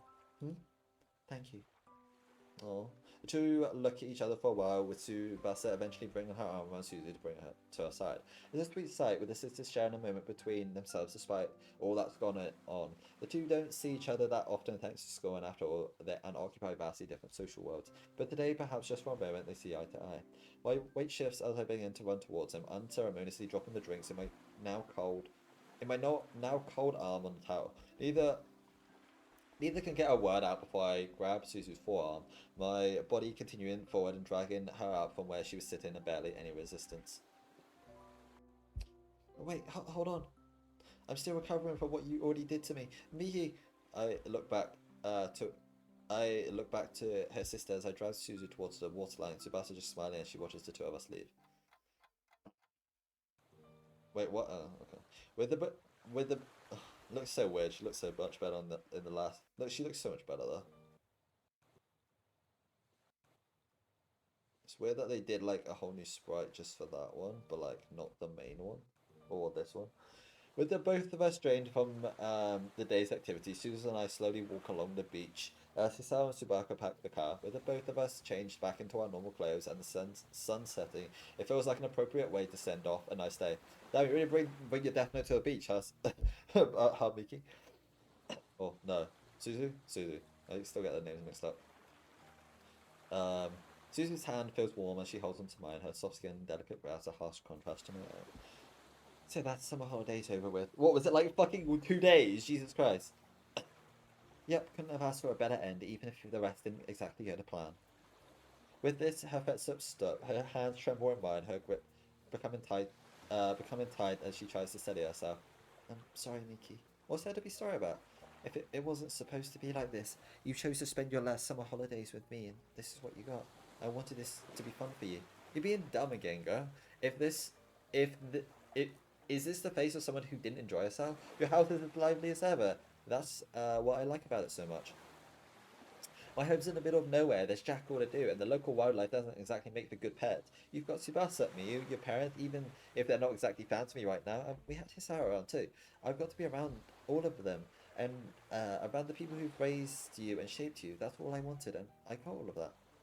What do you, what do you see in me to keep trying so hard? And now there's a curveball. Now that I think about it, I never really gave much consideration to how I thought of Susie. I just went along with things and did what felt right at the time. I love her, and I know that much. She's a genuinely good person. Once the veil of cynicism and misan misanthropy is lifted, how I fit into that, I honestly have no idea. In frustration, I end up tapping my head with my stump to try and to make something drop out. To my surprise, I turned back to her, mirroring their actions as if to mock me. I can't help but burst into laughter, given how dumb it looks. While she might not do the same, it earns me an amused smile. It only makes me laugh harder in happiness, all the more glad that I've lifted her spirits. With the two of us basking in each other's joy in the setting sun, I know that I'll ever forget this. I know that I'll never forget this holiday with Susie. Cute. Right, right. I'm gonna leave it there. That was that was good. That was fun. We got to sector, and that whole beach thing was nice, and nobody drowned. So bonus points. Gonna leave it there. That was another good almost 2.5 hours. I don't know how much longer this route's gonna be, because I was expecting this to be about 3 hours, and it's been 2 hours 20. So I reckon there's about maybe half an hour more to this arc, and then we'll go and do his house one, and then we'll We'll be out with KATAWA SHOUJO content again. This has been nicer. Like, even if some of the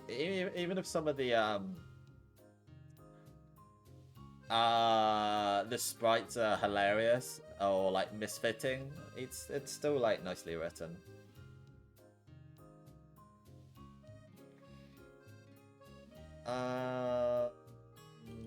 Let me see if anybody.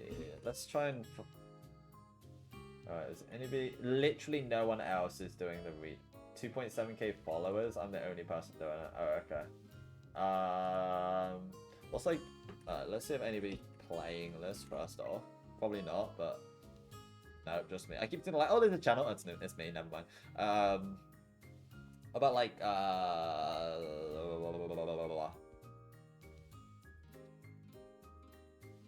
nobody's in Steins Gate. What about Clannad? Nope. What about the Fruits of Messiah? That's probably not allowed on Twitch, actually. Well, I guess it's no different than this. What other visual novels are there? Jesus Christ. Chat GPT visual novel about schoolgirls and animal teachers. What? Prompt your own story for 100 channel points? What the fuck? Tell me.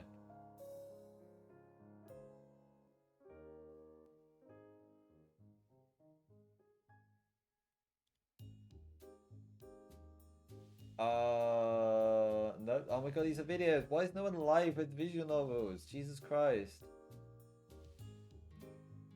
I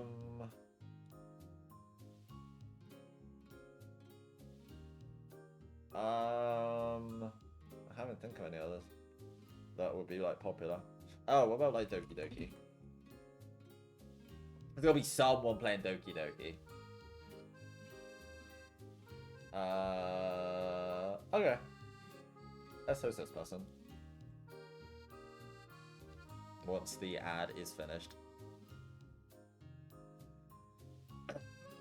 It's pretty nice listening. Hey, thanks for hanging out, laughing. I appreciate it. I always like reading these, and you know, it's hard to get anybody that's like. Yeah, going to cheat this one. That's interested in the whole thing. Like, I did Higurashi quite a few years back, and I read it with I read it like for two friends, and I had to get them them around every time, so we had to sync up 3 schedules, and I did that for like 100 hours, and then it ended up I didn't end up finishing it, which is really annoying. So it's nice to do little short ones, and it is what it is. I'm gonna do a Steins Gate one. I don't know if you like Steins Gate at all, but there's a spin-off dating sim thing that I wanted to do. Not dating sim, but like it's just a spin-off, like more romance driven one, which I want to do. So you know, we're gonna host this person that's doing Doki Doki.